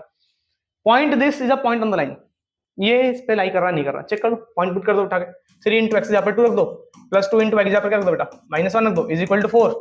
सब चेक कर लो, 4 आएगा नहीं आएगा, 6 माइनस 2 कितना आ गया, 4 आ गया। पॉइंट पुट करो इक्वल टू में आ गया, तो मतलब वेरीफाई हो गया कि हाँ असर्शन, मतलब ये पॉइंट उस पे लाई कर रहा है, असर्शन हो गया true. Reason, the distance of the point this from x axis is 2 unit. 2 का -1 क्या होगा, x2 y -1, -1 y यहाँ, x2 यहाँ, है ना। तो ये हो जाएगा पॉइंट क्या, 2 -1। उसने बोला है कि the distance of this point from x axis is 2 unit, x axis से, ठीक, इस पॉइंट का डिस्टेंस कितना है, 2 यूनिट है। दिख रहा है आपको भाई, एक्स एक्सिस से इस पॉइंट का डिस्टेंस 2 यूनिट तो है। असर्शन ट्रू है, रीजन ट्रू है, लेकिन रीजन असर्शन को एक्सप्लेन नहीं कर रहा है, तो both are true, not correct explanation of A. ठीक है, आगे बढ़ेंगे। If the line given by this are parallel, then the value of k is 15/4। अगर पैरेलल होंगे तो k की वैल्यू 15/4 होना चाहिए। तो आ जाओ बेटा, पैरेलल के लिए क्या पता था, a1/a2 is equal to b1/b2 doesn't equal to c1/c2, minus minus कर दो। तो बेटा ये दोनों बराबर होने के लिए क्या होना चाहिए, 6/4 इज इक्वल टू 2k/5। तो यहाँ से 2 से कट गया कितना बार, 3 बार, 5 को उधर ले आओ, 15/4 इज इक्वल टू k की वैल्यू 15/4 4 होना चाहिए। ठीक है बेटा, तो यहाँ से आपको दिख रहा है सही बोल रहा है, 15/4 है, असर्शन ट्रू है। रीजन की बात करेंगे पैरेलल लाइंस के लिए, वही उसी से हमने सॉल्व किया ना, तो बहुत आया ट्रू, और यहाँ पे रीजन करेक्ट एक्सप्लेनेशन असर्शन का। ठीक है बेटा, बहुत बेहतरीन, आगे बढ़ना चाहेंगे बेटा। और कुछ आप लोगों के लिए तोहफा है, तो ये कुछ एमसीक्यूज है, आपको करना है बेटा सेल्फ, और मन तो कर रहा है करवाने का, लेकिन आप ही लोगों को वैसे नहीं करवा पाता। रीजन भाई वीडियो लेंदी हो जाएगा, ठीक है, क्लिक नहीं आएगा तो हम क्यों करवाएं। आगे बढ़ेंगे।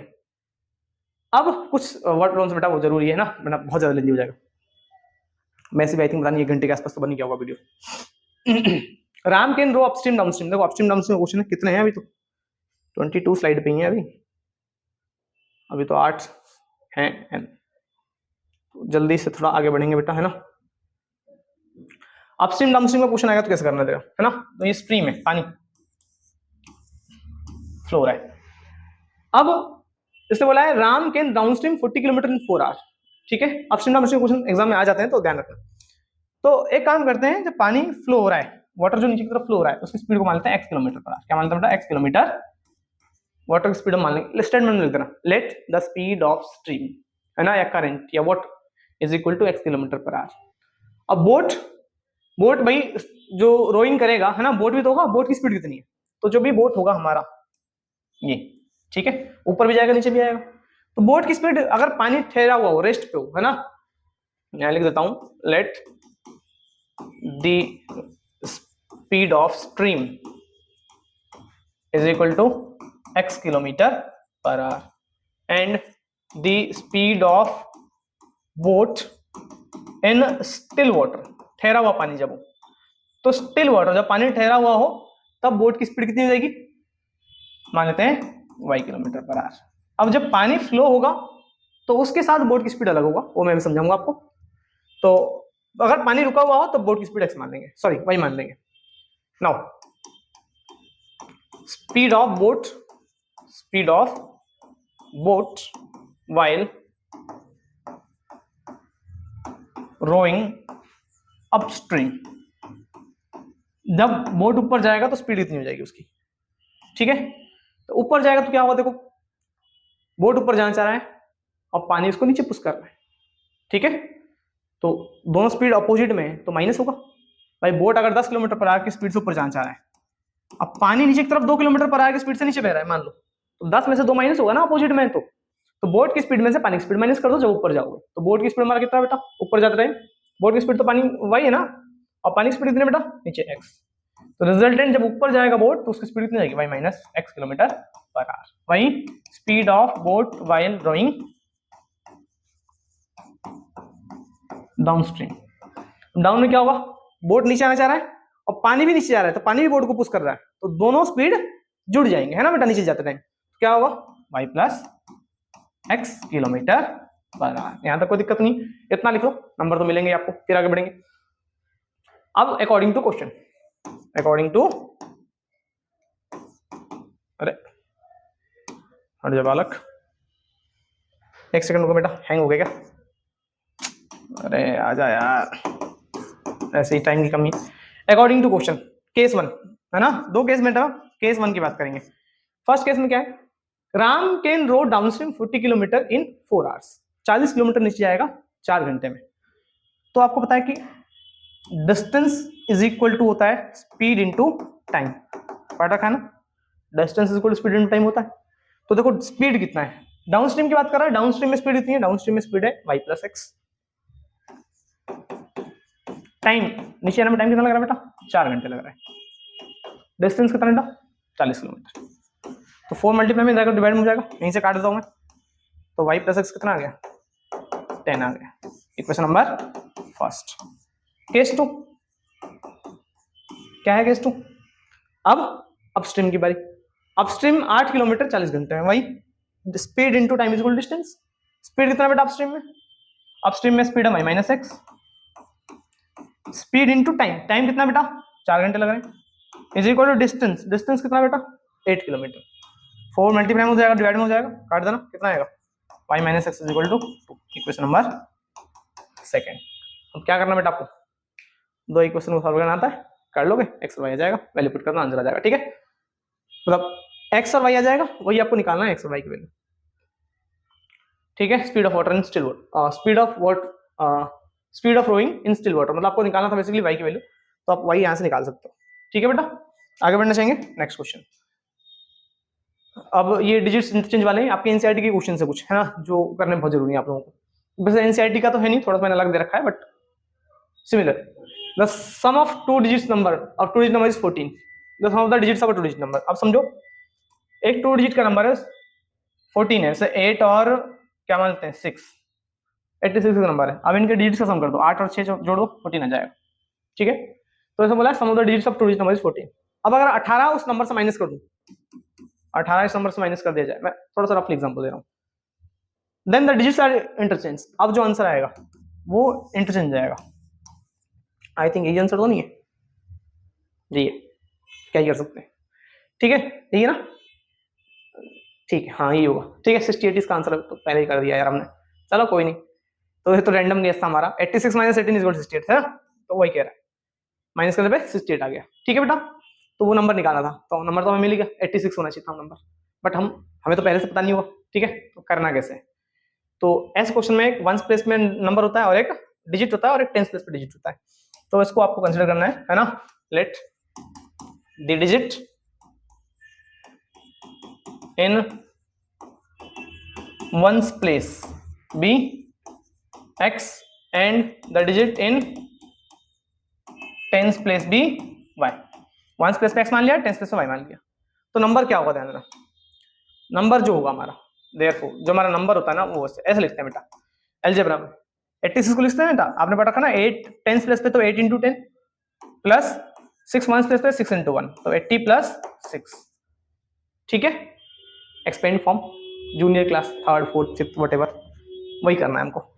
तो यहाँ पे जो नंबर होगा वो कितना हो जाएगा, y टेंस प्लेस पे, तो y into 10, 10y plus 6 ones place, मतलब x वंस प्लेस पे, तो x इंटू 1 x, तो नंबर कितना आएगा बेटा 10y प्लस x, ठीक है। आई होप क्लियर हो गया होगा। अब हमें आगे बढ़ना चाहिए। नाउ अकॉर्डिंग टू क्वेश्चन के अकॉर्डिंग क्या है कि अब उसने बोला है if 18 is subtracted from this number. अच्छा, अब दो केस बनेंगे। पहला क्वेश्चन तो बना लो कि इनके डिजिट्स का सम जो है 14 है, मतलब वंस प्लेस पे डिजिट x है, टेंस प्लेस पे डिजिट y है, x प्लस y कितना आ जाएगा 14, इक्वेशन नंबर फर्स्ट, ठीक है। ऑल्सो अब जो सेकंड केस गिवन है, 18 नंबर माइनस कर दिया, 18 माइनस कर दिया उस नंबर से, तो 18 कितना हो गया, नंबर जो भी है 10y प्लस x है ना नंबर तुम्हारा, इस नंबर से अगर 18 माइनस कर दूं तो ये किसके बराबर आएगा, इस नंबर में से अगर 18 में माइनस कर दूं तो उसके डिजिट्स इंटरचेंज हो जाएंगे। 86 68 हो गया था ना, तो 86 68 के बराबर हो, मतलब माइनस करने पे जो आ गया था ना 14 था, क्या था व्हाटएवर 14 था ना, नहीं 18 सब्ट्रैक्ट करने पे आया था, है ना। तो क्या हुआ, वंस प्लस टेंस प्लस पे आ गया, टेंस प्लस वन प्लस आ गया, इंटरचेंज हो गया ना। तो अब सेम नंबर को चेंज कर दो, नंबर में y की जगह पर x आ जाएगा, x से आपको y आ जाएगा, इंटरचेंज हो गया नंबर, ठीक है। यहाँ दूसरा क्वेश्चन निकालो बेटा, सबको इधर भेज दो। 10y माइनस y 9y और प्लस x माइनस 10x और minus 9y sorry 9x is equal to 18 को उधर भेज दो बेटा, 9 कॉमन वाले काट देना, y माइनस x कितना आएगा 2 आएगा, इक्वेशन नंबर सेकंड। अब आपको करना क्या है, दो इक्वेशन सॉल्व करना है, x और y आ जाएगा, x y की वैल्यू उठा के यहाँ पुट कर देना, नंबर मिल जाएगा आपको नंबर पूछा गया तो x y की वैल्यू यहाँ पुट कर दो, नंबर आ जाएगा, ठीक है बेटा। होप क्लियर हो गया होगा। आगे बढ़ना चाहेंगे बेटा, नेक्स्ट ये क्वेश्चन, ये आपस में क्या है इक्वल, ठीक है। रेक्टेंगल ना, रेक्टेंगल है तो x प्लस 3y किसके बराबर, x प्लस 3y बराबर हो जाएगा 13 के, और 3x प्लस y बराबर हो जाएगा किसके 7 के, ठीक है। रेक्टेंगल का अपोजिट साइड इक्वल होते हैं, तो इक्वल करके अब आपको क्या करना है, x और y को निकालना है, दो इक्वेशन से सॉल्व करना आता है, x y आ जाएगा, बस यही तो पूछा गया आपसे, कर लेना, ठीक है। बहुत आसान सवाल, 2 नंबर में आएगा। अब आगे बात करेंगे। सो नेक्स्ट क्वेश्चन देखते हैं बेटा हम लोग। अब क्वेश्चन ये कह रहा है कि एक ट्रेन है बेटा, वो कुछ सर्टेन डिस्टेंस ट्रेवल कर रहा है विद सम यूनिफॉर्म स्पीड, है ना। अब ये कह रहा है कि if the train would have 6 kilometre per our faster, अगर इसकी स्पीड हम क्या करें 6 किलोमीटर प्रति घंटे की रफ्तार से बढ़ा दें, तो अब ये जो पहले टाइम ले रहा था, पहले जितना भी वो टाइम ले रहा होगा उससे 4 घंटे कम लेगा। तो ऑब्वियस भाई स्पीड बढ़ाओगे तो टाइम कम लगेगा ना उसको अपने डेस्टिनेशन तक पहुंचने में। अब सेकंड केस है कि अगर उसकी स्पीड क्या कर दिया जाए बेटा, 6 किलोमीटर प्रति घंटे की रफ्तार से घटा दिया जाए। अब स्पीड घटाओगे तो ऑब्वियस है, पहले जितना टाइम लग रहा था उससे अब ज्यादा टाइम लगेगा, तो अब उसको 6 घंटे ज्यादा लग रहा है अपने शेड्यूल टाइम जो भी रहा होगा वहां तक पहुंचने में। So find the length of the journey, total distance कितना होगा जर्नी का हमें बताना है। तो आइए देखते हैं बेटा कैसे करेंगे। सबसे पहले हम ये लिख लेंगे कि जो डिस्टेंस है तुम लोग लिख लेना है ना सही से, let the distance of the journey है ना, लेंथ ऑफ द जर्नी जो आपको निकालना है, इसको मान लेता हूं बेटा कितना, x मान लेते हैं, x kilometre, x kilometre distance आपको कवर करना है ना जो आपका जर्नी है। और आपका कुछ यूनिफॉर्म स्पीड भी होना चाहिए बेटा, एंड यूनिफॉर्म स्पीड सही से लिख लेना, मैं बहुत शॉर्ट में लिख रहा हूँ ना बेटा। यूनिफॉर्म स्पीड जो होगा वो क्या मान लेंगे बेटा, गाड़ी का, ट्रेन का, y किलोमीटर पर आवर। तो ये आपका डिस्टेंस हो गया, ये आपका क्या हो गया बेटा, टाइम हो गया है ना, सॉरी डिस्टेंस हो गया, स्पीड हो गया। अब उसका एक शेड्यूल टाइम ये चेक करो, एक शेड्यूल टाइम है ना, अगर सब कुछ सही रहा, स्पीड ना बढ़ाए ना घटाएं, तो शेड्यूल टाइम कितना होना चाहिए था बेटा। देयरफॉर शेड्यूल टाइम कितना होगा, शेड्यूल टाइम, तो टाइम होता है बेटा डिस्टेंस बाय स्पीड, तो डिस्टेंस कितना बेटा x बाय स्पीड कितना बेटा y, तो डिस्टेंस बाय स्पीड टाइम, तो इतना आवर्स आपको मिल जाएगा। तो सब कुछ अगर सही रहा, ना स्पीड बढ़ाए ना घटाएं, तब उसकी जो टाइम लगेगा उसको वो x/y आवर्स लगने वाला है ना। अब लेकिन यहाँ पे तो क्या हुआ, चेंज किया गया है, तो केस वन फर्स्ट केस क्या है, उसकी स्पीड को इंक्रीज कर दिया गया है। केस 1 के अकॉर्डिंग जो new speed of the train होगी, new speed of the train वो कितनी होगी बेटा, तो स्पीड क्या होता है बेटा, न्यू स्पीड क्या होगा, पहले स्पीड y था, अब क्या करा गया बेटा, उसकी स्पीड को 6 kilometre per our decrease, sorry faster बढ़ा दिया गया है। तो पहले स्पीड x था, अब कितना हो जाएगा बेटा, सॉरी y था पहले स्पीड y था, तो अब कितना हो जाएगा y plus 6 kilometre per hour, ठीक है। तो new speed of the train मिल गया y plus 6 kilometre per hour. Further हम आगे बढ़ेंगे, ट्रेन की न्यू स्पीड आने के बाद अभी बताओ now time taken to cover x kilometre with the speed. अब ये बताओ कि उसकी स्पीड चेंज हो गया, अब जब स्पीड चेंज हो गया अब उसको अलग टाइम लगेगा, पहले जो भी टाइम ले रहा था भाई वो टाइम तो अब होगा नहीं, अब न्यू टाइम कितना होगा, तो बेटा टाइम इक्वल फॉर्मूला क्या होता है, डिस्टेंस बाय स्पीड, और यहाँ पे जो डिस्टेंस आपका वो कितना है बेटा, डिस्टेंस तो x किलोमीटर ट्रेवल करना है उसको, और स्पीड कितना बेटा, स्पीड अब हो चुका है कितना y प्लस 6, तो इतने घंटे अब लगेंगे उसको, ठीक है, स्पीड बढ़ा दिया उससे, अब उसको x/y bye 6 plus y hours लगने वाला है x/, ठीक है। अब ये न्यू टाइम आ गया।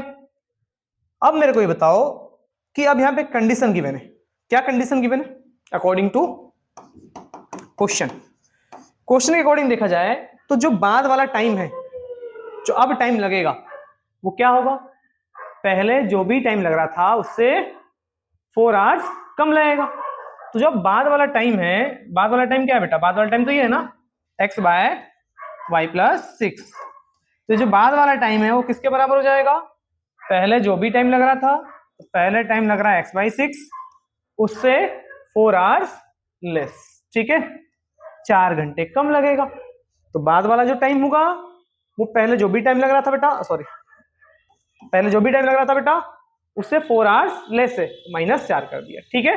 अब यहां से इस 4 को इधर ले आओ, इसको उधर भेज दो बेटा, तो यहां से 4 इज इक्वल टू कितना आएगा, x/y माइनस x/y प्लस 6। तो यहाँ पे बेटा इसको थोड़ा सा सॉल्व किया जाएगा फर्दर एलसीएम लेके, तो एलसीएम ले लेंगे तो कितना आएगा, देखो बेटा 4 is equal to y into y plus 6 LCM में आएगा।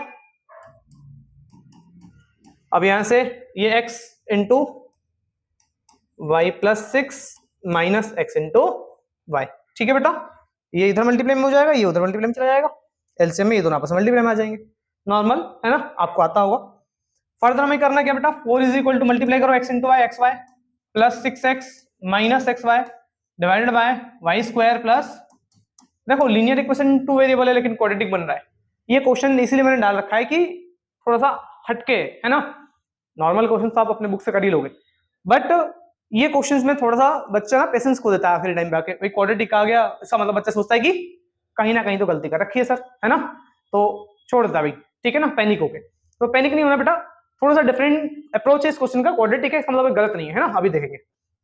तो एक्स वाई से एक्स वाई कट गया बेटा, क्या बचेगा, 4 is equal to 6x upon y square plus 6y। बेटा ये 2 से काट सकता हूँ, 2 से 2 टाइम्स, 2 से 3 टाइम्स, अब क्रॉस मल्टीप्लाई कर दीजिए बेटा, कितना आएगा, 2y square plus 2 6 12y is equal to कितना हो जाएगा बेटा, 3x। दिख रहा है, 2 into y square 2y square, 2 into 6 12, और इसके नीचे 1 है ना, 1 इंटू 3x 3x, ठीक है। अब यहाँ पे ना इसको सेम, इसको फर्स्ट इक्वेशन मान लो, है ना, अब इसके साथ कुछ आगे मत करो, कुछ क्वाड्रेटिक बना के इसको फर्स्ट इक्वेशन मान लो, है ना। अब केस 2 पे आएंगे, केस 2 भी तो है। सो केस 2 क्या है देखो जरा, अब हम बात करेंगे केस 2। सेकंड वाले केस में देखो क्या होगा, अब सेकंड वाले केस में अब न्यू स्पीड कितना होगा, अब स्पीड स्लो कर दिया गया 6 किलोमीटर पर आवर, तो जो सेकंड वाले केस में न्यू स्पीड होगा वो कितना होगा, जो आपका न्यू स्पीड होगा वो कितना होगा, पहले स्पीड कितना था बेटा, पहले स्पीड था y, अब घटा दिया गया ना, तो क्या हो जाएगा new speed, y minus 6 kilometre per our. कोई डाउट तो नहीं बेटा, क्लियर है, गुड। न्यू स्पीड हमारा हो गया y plus 6 kilometre per hour. अब देखते हैं अब इसको टाइम कितना लगेगा, देयरफॉर सही से लिखना स्टेटमेंट चाहो तो, time taken to cover the distance, है ना। अब x डिस्टेंस को कवर करने के लिए अब टाइम कितना लगेगा, तो time is equal to same, भाई जब स्पीड घटा दिया हमने, अब नया भी तो, अब नया टाइम निकालेंगे ना कि अब कितना टाइम लग रहा है उसको डेस्टिनेशन तक पहुंचने के लिए बेटा, तो जो न्यू टाइम होगा वो क्या हो जाएगा, पुराना टाइम, सॉरी पहले तो टाइम निकाल लो, टाइम इज इक्वल होता है डिस्टेंस बाय स्पीड, डिस्टेंस तो आपका वही है बेटा x, लेकिन स्पीड कितना होगा, घट चुका है y माइनस 6, अब इतने घंटे लगेंगे उसको पहुंचने में।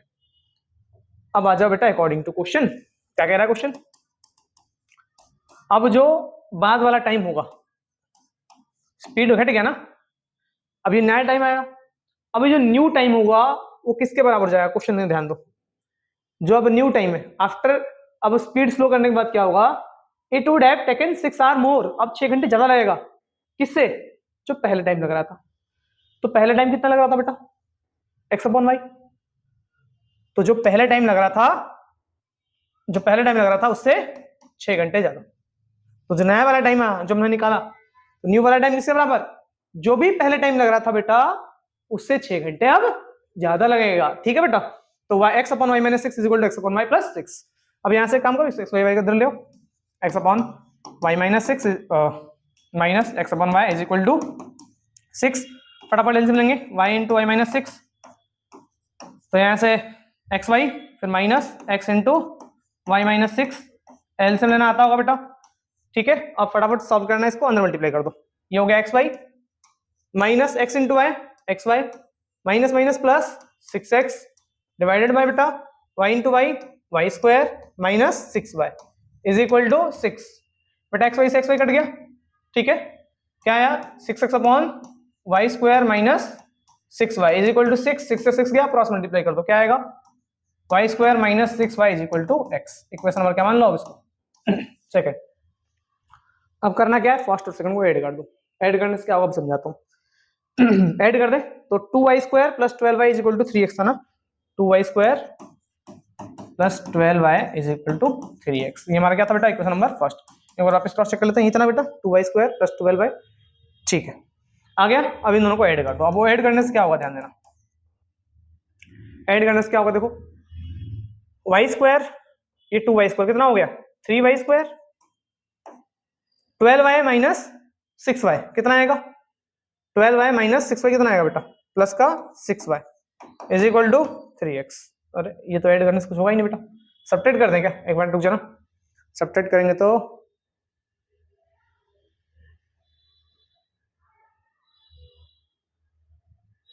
एक काम करो, है ना, ना ऐड करो ना सब्ट्रैक्ट करो, एक काम करो कि यहाँ पे जो x की वैल्यू है ना, इस x की वैल्यू को उठा के इसमें पुट कर दो फर्स्ट वाले में, सेकंड की वैल्यू उठा के कहां पुट कर दो बेटा, फर्स्ट में पुट कर दो ना, ज्यादा बेटर रहेगा। तो यहाँ से 2y square plus 12y is equal to 3 into जहां x वहां क्या रख दो बेटा, जहां x वहां क्या रख दो y square minus 6y, substitution लगा दो यहाँ पे, देखो क्या होगा 2y square plus 12y is equal to 3y² minus 18y, और y स्क्वायर की तरफ y को एक तरफ ले जाओ, तो ये आएगा, तो इधर 3y को इधर ले आओ, तो ये हो जाएगा -y², इस 12y को उधर ले जाओ, कितना आएगा बेटा? -30y, माइनस से माइनस गया, स्क्वायर से y कैंसिल आउट, तो फाइनली y कितना आ गया? 30। तो y हमारा स्पीड माना था, याद हो तो देखो, y हमारा स्पीड था, स्पीड तो आ गया, उसने स्पीड नहीं पूछा, आपसे क्या पूछा है? Length of the journey, distance पूछा, x निकालना है। तो जब y आ गया है, आपको क्या निकालना है बेटा? x निकालना है, तो y की वैल्यू उठा के यहाँ पुट कर दो, फर्स्ट सेकंड पुट कर दो, यहाँ y की वैल्यू पुट कर देना, यहाँ से क्या मिल जाएगा बेटा? आपको x मिल जाएगा। क्लियर? सो इस तरीके से ये क्वेश्चन हुआ समाप्त। अब हम बेटा आगे बढ़ेंगे, है ना? होप क्लियर हो गया होगा।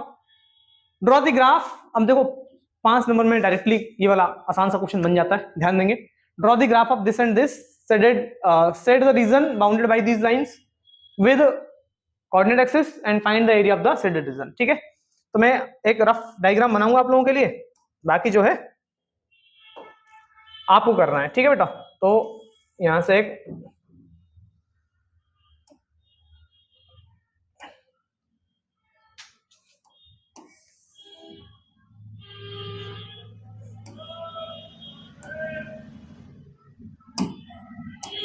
ठीक है, तो फटाफट इसको समझेंगे, थोड़ा सा मैं इसको इधर ले आता हूं। अब ध्यान देना, इस ग्राफ ड्रॉ करना है ना, ग्राफ प्लॉट करना आता है बेटा आपको? फटाफट एक बार देख लो, नहीं आता तो x और y लिखो यहाँ पे। किसके लिए? इस क्वेश्चन के लिए। 2x + y = 6। वैल्यू कुछ ऐसा पुट करो कि ग्राफ जल्दी ड्रॉ हो जाए, है ना? जैसे 0 पुट कर दो, x0 पे y कितना आएगा? x0 पुट कर दो, 2 × 0 + y = 6। ये तो 0 हो गया, तो y = कितना आ गया? 6 आ गया। ठीक है, हमने क्या पुट किया? x0 पुट किया ना, हाँ ठीक है, x0 पुट किया, y 6 आ गया। अगला, अब यहाँ पे x क्या पुट कर दो? x पुट कर दो बेटा, 1 पुट कर दो, x1 पुट कर दो, क्या आएगा? x1 पुट करो, 2 में 2 उधर गया तो माइनस में, 4 में 6 में 2 गया तो 4 बचेगा। ठीक है, 2 पॉइंट मिल गया। अब वो करना क्या है यहाँ पे? प्लॉटिंग फटाफट, 1 2 1 2 3 4 5 एंड 6, है ना? सिमिलरली यहाँ पे 1 2, डिस्टेंस वगैरह स्केल वगैरह सब आपको लिखना पड़ेगा, 3 4 5 6। स्केल क्या होगा बेटा? स्केल में आपको ध्यान रखना है 1 सेंटीमीटर, मतलब एक यूनिट जो है कितना सेंटीमीटर का है वो सबको लिखना पड़ेगा, है ना? तो यहाँ पे हम लोग क्या करेंगे? x0 y 6 कहां पर है? ध्यान देना, x0 सॉरी x0 y 6 कहां पे बेटा? सॉरी x0 y 6 ये वाला पॉइंट देखो, y6 यहाँ पे है, x0 y 6 पे होता है ना, तो ये हो गया 0,6। ठीक है, अगला x1 y4, x1 y4 कहां है बेटा? ये x1 यहाँ, यहाँ y4 यहाँ, तो इसके सामने एकदम चले जाओ, इधर से इधर, इधर से इधर। ठीक है, कोई डाउट तो नहीं है बेटा? अब इन दोनों पॉइंट को ज्वाइन कर दो एक लाइन से। ठीक है, इन दोनों पॉइंट को एक लाइन से हम ज्वाइन कर देंगे, तो एक लाइन लो और इसको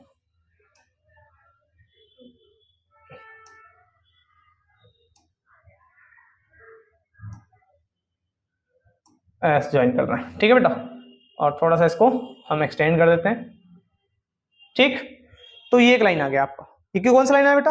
ये आया आपका, और ना हमेशा इस तरह से लिख लिया करो, लाइक ये जो लाइन आया है उसको थोड़ा एक्सटेंड करके 2x + y = 6 की लाइन। ठीक है बेटा, ये हो गया प्लॉट। अब दूसरा वाला इक्वेशन क्या है?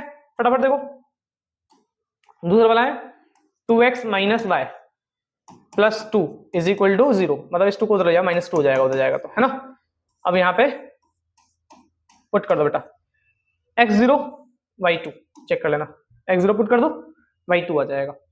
अब एक काम करो, x पुट कर दो बेटा 1, x पुट कर दो 1, x पुट कर दोगे 1 तो ये 2 हो जाएगा, उधर जाएगा तो -4, और ये हो जाएगा 4।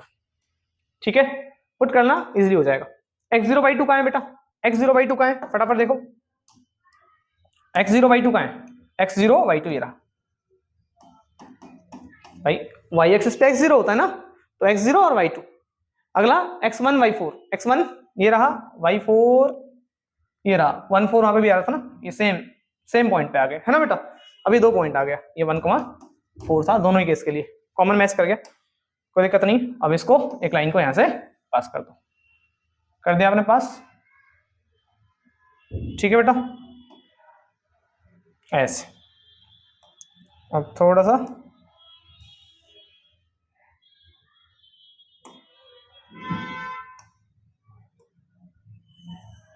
इसको थोड़ा सा इधर कर दो, ठीक है, क्लियर। अब इसने क्या कहा आपसे कि फाइंड, सबसे पहले आपको करना है set the region bounded bye these lines and x axis. X axis से जो ये लाइंस एरिया बना रहे हैं, है ना, find the region bounded by the line these lines and x axis, set the region, ठीक है। एक्स एक्सिस से कौन सा जो बना रहा है भाई उसको सेट करना है, तो आ जाओ सेट कर लेते हैं। देखो एक्स एक्सिस दे रहा और ये दो लाइंस एक्स एक्सिस से ये वाला रीजन बना रहे हैं, ये वाला रीजन दिख रहा है आपको, इसको सेट करने के लिए बोला गया है, तो ये हमने इसको कर दिया सेट, ठीक है। सेटिंग करने के बाद क्या है, find the area of the shaded region. इस ट्रायंगल का एरिया निकालना है, ट्रायंगल है ना, ट्रायंगल का एरिया क्या होता है बेटा, half into base into height. तो यहां देख लेना अभी, ये जहां कट करेगा उसको देख लेना, ये अगर -1 पे कट कर रहा है, मान लो एग्जांपल के बता रहा हूं, ठीक है, जरूरी नहीं की हो, ये -1 पे कट कर रहा है, तो डिस्टेंस कितना हो गया है देखो, और ये भी देख लेना कितना यूनिट पे कट कर रहा है, ठीक है।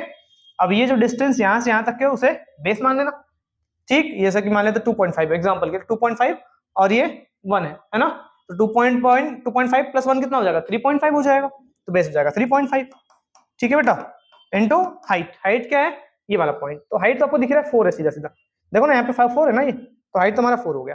बस बेस आपको निकाल लेना है कितना है, फिर मल्टीप्लाई कर दोगे, एरिया ऑफ द ट्रायंगल मिल जाएगा आपको, ठीक है बेटा। होप क्लियर हो गया होगा। अब ये तो मन से लिखा था, हटा दें, तो ये हुआ आपका आंसर। 5 नंबर में जनरली आजकल ये पूछ लेता है बेटा बोर्ड्स में, ठीक है, ध्यान रखना। द एरिया ऑफ, चलो भैया कुछ क्वेश्चन आपके लिए छोड़ते हैं ना एक आध, तो ये आपके लिए होमवर्क, ठीक है, सेल्फ करते रहना बैठ के। फिर फादर्स, ठीक है, एक ये वाला क्वेश्चन देख लो, यहाँ पे ना थोड़ा सा ये ट्रिकी है, ये वाला question. Father's age is 3 times the sum of ages of his 2 children. अभी तक क्या था, 2 चिल्ड्रन की बात नहीं, फादर और 2 चिल्ड्रन की बात चल रही है, ठीक है। अब यहाँ पे बच्चे क्या करते हैं, इसको 3 वेरिएबल्स इंट्रोड्यूस कर देंगे, 2 बच्चे हैं, एक्स वाई मान लेंगे, इसको जेड मान लेंगे, तो उससे ठीक है अप्रोच गलत हो जाएगा आपका और फंस जाओगे आप। अब यहाँ पे कह रहा है कि father age is 3 times the sum of the ages of his 2 children. 2 children के एज के सम की बात चल रही है अभी, और 5 साल बाद जो है उसका एज होगा ट्वाइस हो जाएगा सम ऑफ एजेस ऑफ 2 चिल्ड्रन। अपने 5 साल बाद जो फादर का एज होगा वो अपने दोनों बच्चों के जो एज होगा उनके सम से कितना, ट्वाइस, डबल होगा। तो प्रेजेंट एज ऑफ फादर निकालना है हमको, तो बेटा मान लेते हैं प्रेजेंट, है ना, let the present age of father. Father का जो प्रेजेंट एज होगा वो कितना होगा बेटा, तो फादर का प्रेजेंट एज कितना है बेटा, मान लेते हैं एक्स, अरे एक्स ईयर्स हो गया, ठीक है, फादर का प्रेजेंट एज एक्स ईयर मान लिया, and the present age of sum of, ऐसा बोलो, sum of present age 2 childrens. अब 2 चिल्ड्रंस हैं, दोनों का प्रेजेंट एज है, उनके प्रेजेंट एज को जोड़ दो बेटा, है ना, उनके सम को ही मान लो, अब अलग अलग वेरिएबल मत मानो, क्योंकि सम गिवन है और सम में ही आगे भी गिवन है, दोनों के एज का सम ही पूछा गया आपको हमेशा, है ना, तो दोनों के एज को मिला के कोई नंबर मान लो कि दोनों का जो एज है उनका जो सम है प्रेजेंट एज का सम मान लेते हैं, कितना बेटा, y ईयर्स, ठीक है बेटा, कोई डाउट तो नहीं है। अब उसने बोला father age is 3 times the sum of ages of his 2 sons. अब अकॉर्डिंग टू क्वेश्चन, अब क्वेश्चन अकॉर्डिंग क्या होगा बेटा, ध्यान देना। अब क्वेश्चन के अकॉर्डिंग है कि फादर का जो एज है, फादर का एज कितना बेटा, एक्स, किसके बराबर है, फादर का जो एज है 3 times the sum of the ages of his 2 sons. दोनों सन्स के जो एज है उनका सम कितना है, भाई है 3 टाइम्स मतलब 3y, 3y को उधर लिया बेटा, x माइनस 3y is equal to 0। Equation number क्या बन गया बेटा, फर्स्ट। नाउ अब बात चल रही है कहां की बेटा, अब बात चल रही है 5 साल बाद की, है ना, आफ्टर 5 इयर्स। 5 साल बाद अगर बात करें age of father after 5 years, 5 साल बाद जो है बेटा फादर की एज कितनी होगी, अभी 1 साल का है, 5 साल बाद 5 जोड़ दो और कितना हो जाएगा, x प्लस 5 इयर्स, है ना, and sum of present age of 2 childrens, है ना, sum of ages of 2 childrens, ठीक है, टू चिल्ड्रंस कितना आफ्टर 5 years, 5 साल बाद दोनों चिल्ड्रंस के एज का सम कितना होगा? 5 जोड़ दे बेटा, अभी भाई है तो 5 जोड़ दे, नहीं क्यों? क्योंकि यार 2 बच्चे हैं बेटा, भाई ऐसा थोड़ी दोनों को मिलाकर 5 साल बढ़ेगा, 2 बच्चे हैं तो एक का 5 साल बढ़ेगा, दूसरा भी तो 5 साल बढ़ेगा, तो 5 साल बाद दोनों जो चिल्ड्रंस हैं उनके एज का सम कितना हो जाएगा? y plus 10 years। 10 कहां से आ रहा है बड़ा ध्यान रखना, क्वेश्चन में बच्चे यहां तक भी कर लेगा तो यहां दिक्कत करता है कभी बार। भाई 2 बच्चों का एज आपने एक साथ लिया भाई, तो 5 साल बाद इसका भी 5 साल एज बढ़ेगा, तो इसका भी तो 5 साल एज बढ़ेगा, तो दोनों को मिला दिया तो 10 साल एज बढ़ गया, तो इसलिए क्या है बेटा y प्लस 10। अब अकॉर्डिंग टू क्वेश्चन क्या है? So according to question now what we can say, जो फादर का एज 5 साल बाद है, फादर का एज 5 साल बाद it was twice the sum of the ages of two childrens, तो वो डबल हो जाएगा किसके? अपने दोनों सन्स के एज के सम के, ठीक है, तो डबल मतलब प्राइस, प्राइस मतलब डबल हो गया। अब इसको मल्टीप्लाई कर दो, क्या आएगा यहाँ से जाएगा x plus 5 is equal to 2y plus 20, 2y को उधर लिया 5 को उधर, x minus 2y is equal to 15। Equation number second.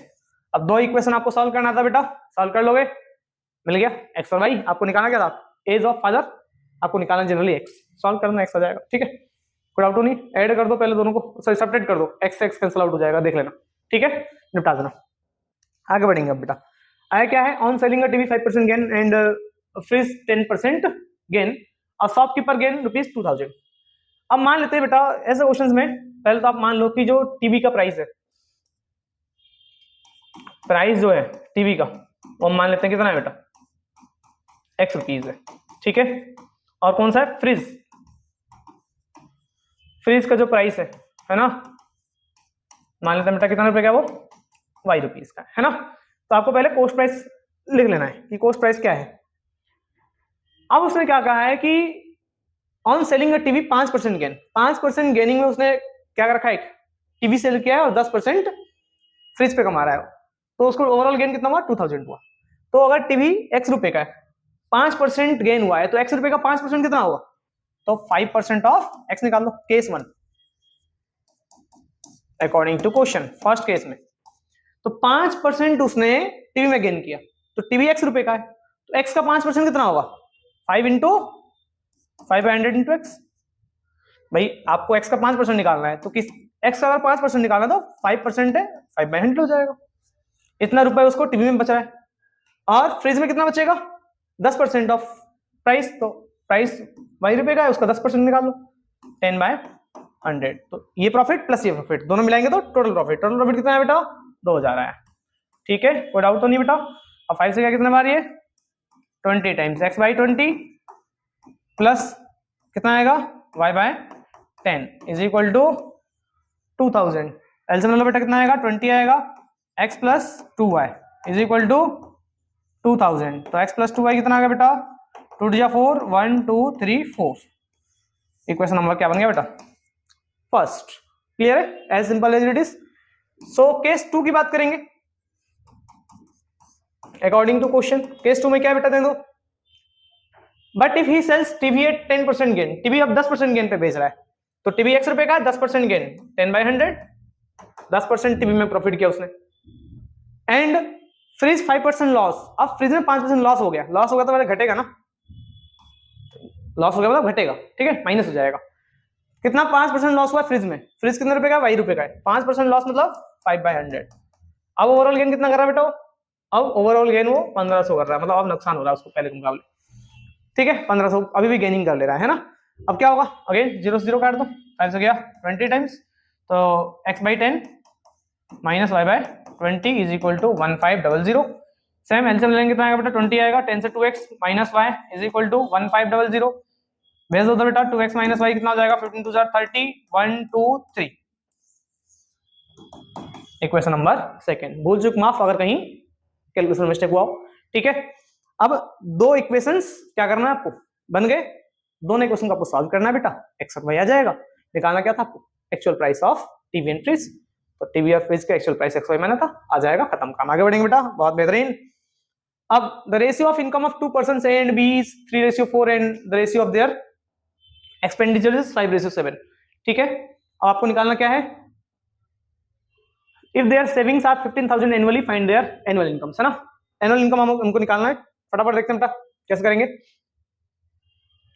2 person है ना, ए और बी, और उनका इनकम्स का रेशियो है income of A divided by income of B, कितना बेटा 3:4, और एक्सपेंडिचर्स हैं तो expenditure of A and expenditure of B कितना है बेटा, एक्सपेंडिचर है 5:7। अब दोनों ही जो है 15,000 एनुअली सेव कर ले रहे हैं, तो आपको निकालना है एनुअल इनकम दोनों का कितना है। ठीक है, तो अब यहाँ पे इनकम ऑफ एनुअल इनकम की बात चल रही है, तो अब यहाँ पे कोई रेशियो में तो मानते कॉमन रेशियो यहाँ एक्स मान लेते हैं, let the common ratio be x, है ना, एक्स कॉमन रेशियो मान लेते हैं। अब यहाँ पे कॉमन रेशियो वाई मान लेते हैं, है ना, let the common ratio be y. ठीक है, तो कॉमन रेशियो अगर मान लिया तो क्या होगा बेटा, देयरफॉर इनकम ऑफ ए कितना हो जाएगा, ए का इनकम कितना हो जाएगा बेटा 3x। कॉमन रेशियो का मतलब पता है ना, मल्टीप्लाई कर दो, है ना, रेशियो हटा देंगे। इनकम ऑफ ए 3x हो जाएगा and income of B, B का इनकम कितना हो जाएगा बेटा 4 into x, 4x हो गया। तो ए और बी का इनकम आ गया। अब ए और बी का एक्सपेंडिचर भी निकाल लेते हैं, जब क्या एक्सपेंडिचर ऑफ ए कितना हो जाएगा बेटा, कॉमन रेशियो है 5y, एक्सपेंडिचर ऑफ बी कितना होगा बेटा 7y। इनकम आ गया, दोनों का एक्सपेंडिचर आ गया। अब बताओ सेविंग की बात चल रही है, दोनों के एनुअल इनकम में सेविंग कितनी बेटा 15,000, तो इसका मतलब क्या है, सेविंग क्या होता है बेटा, इनकम में से एक्सपेंडिचर माइनस कर दो, भाई जितना कमा रहा है उसमें से खर्चे निकाल दो, सेविंग ही तो बचेगा। तो इनकम ऑफ ए कितना है 3x, now according to question 3x, income A का एक 3x है, माइनस इनकम में से घटाओ एक्सपेंडिचर, एक्सपेंडिचर कितना बेटा 5y, तो income minus expenditure is equal to saving, saving कितना बेटा 15,000। ठीक है, अगला बी के लिए, बी का इनकम 4x है, एक्सपेंडिचर उसका 7y है, सेविंग उसका भी कितना बेटा 15,000। क्या मिल गया आपको, दो इक्वेशन मिल गया, दो को सॉल्व करोगे एक्स वाई आ जाएगा। अब हमें निकालना था क्या, एक्स वाई आने के बाद हमें निकालना है दोनों का एनुअल इनकम। एनुअल इनकम हमें एक्स से मतलब है, एनुअल इनकम का कितना है 3x, एक्स आएगा 3 से मल्टीप्लाई कर देना, एक्स आएगा 4 से मल्टीप्लाई कर देना, तो ए और बी का एनुअल इनकम आपको मिल जाएगा बेटा। क्लियर है, बहुत बेहतरीन। अब आगे बढ़ना चाहेंगे बेटा हम लोग, नेक्स्ट यहाँ तक आगे हो बेटा, चैनल को सब्सक्राइब जरूर कर देना, ठीक है, मोटिवेशन मिलता है थोड़ा सा, और ज्यादा मेहनत करेंगे हम आपके लिए। A and B are 2 points 150 kilometre apart, ए और बी 2 पॉइंट्स है, एक दूसरे से 150 किलोमीटर दूर है स्ट्रेट हाईवे पे। ठीक है, ये आपका एनसीईआरटी का क्वेश्चन है, फटाफट हम लोग फिर भी देख लेते हैं। तो ए और बी 2 पॉइंट्स है बेटा, है ना, 150 किलोमीटर अपार्ट, दोनों एक दूसरे से कितना किलोमीटर दूर है बेटा 150 किलोमीटर दूर है। ठीक है, 2 cars starts with different speeds from A and B at same time, if they move in same direction they meet in 15 hours। अब क्या बात है बेटा कि दोनों जब सेम डायरेक्शन जाएंगे, मान लेते हैं ए पॉइंट से गाड़ी स्टार्ट हुआ, बी पॉइंट से गाड़ी स्टार्ट हुआ, दोनों सेम डायरेक्शन में गए, तो मान लेते हैं वो सी पॉइंट में मिलेंगे, तो जब मिलेंगे उनको कितना घंटा लगेगा, 15 घंटे बाद वो एक दूसरे से मीट करेंगे। तो मान लेते हैं यहाँ पे जो गाड़ी है उसकी स्पीड कितनी है, x kilometre per our, A point पे जो कार है उसकी स्पीड, है ना, स्पीड समय निकालना है। बी पॉइंट पे जो कार है उसकी स्पीड हम क्या मान लेंगे बेटा y किलोमीटर पर आवर, मान सकते हैं, स्टेटमेंट में लिख देना आप लोग, let the speed of the car at x and y, B point पे जो है। अब ये बताओ कि ये 150 किलोमीटर है, अब इस ए गाड़ी को ए से सी तक पहुंचने में डिस्टेंस कितना कवर किया हुआ उसने, डिस्टेंस ए सी कितना होगा, है ना, ए से सी तक जाने में डिस्टेंस कितना होगा, डिस्टेंस का फॉर्मूला क्या होता है बेटा, डिस्टेंस होता है स्पीड इनटू टाइम, डिस्टेंस होता है स्पीड इनटू टाइम। तो ए पॉइंट पे जो गाड़ी है उसकी स्पीड कितनी है x, और टाइम कितना लगा इसको बेटा यहां से वहां तक जाने में, 15 घंटे मीट कर रहे हैं ना, तो इसको यहां से यहां तक जाने में 15 घंटा होगा, या इसको भी यहां से जाने में 15 घंटे लगा हुआ, और इसकी स्पीड ज्यादा है तभी वो इसको चेस कर ले रहा है ना, तो x is greater than y, आपको पता होना चाहिए x जो है y से बड़ा है। अब ना 15, तो ये हो गया 15x। क्लियर बेटा, इक्वेशन नंबर फर्स्ट मान लो इसको, छोड़ो ऐसे रहने दो। अब डिस्टेंस b से निकालो, b से c तक जाने में डिस्टेंस कितना कवर किया होगा, तो डिस्टेंस का फॉर्मूला क्या बेटा, distance again speed into time. Speed कितना बेटा गाड़ी पे बी पॉइंट पे, वाई है, और कितना लग रहा है इसको 15 घंटा। तो distance is equal to speed y into time 15, ठीक है। तो वाई इंटू 15 क्या होगा बेटा 15 वाई।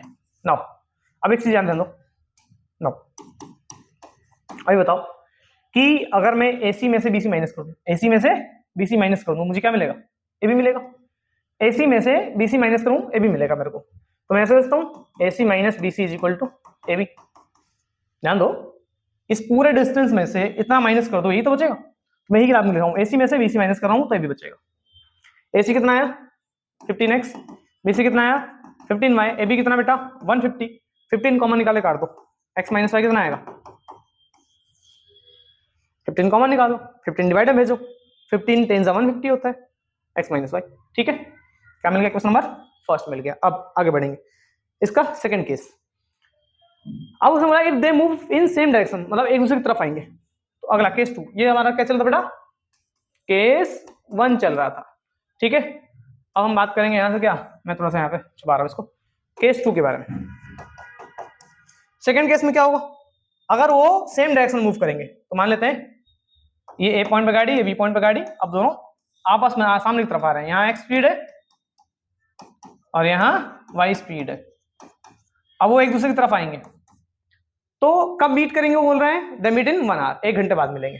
तो यहाँ पे मान लेते हैं यहाँ मीट करेंगे, है ना, कहीं 1 घंटे बाद डी पॉइंट में मीट करेंगे, ठीक है। सेम निकाल लो, सेम वही क्वेश्चन, एडी डिस्टेंस कितना होगा, डिस्टेंस AD। तो डिस्टेंस इज इक्वल टू क्या फॉर्मूला बेटा, स्पीड इनटू टाइम। स्पीड कितना है x, टाइम कितना घंटा 1 घंटा, ठीक है।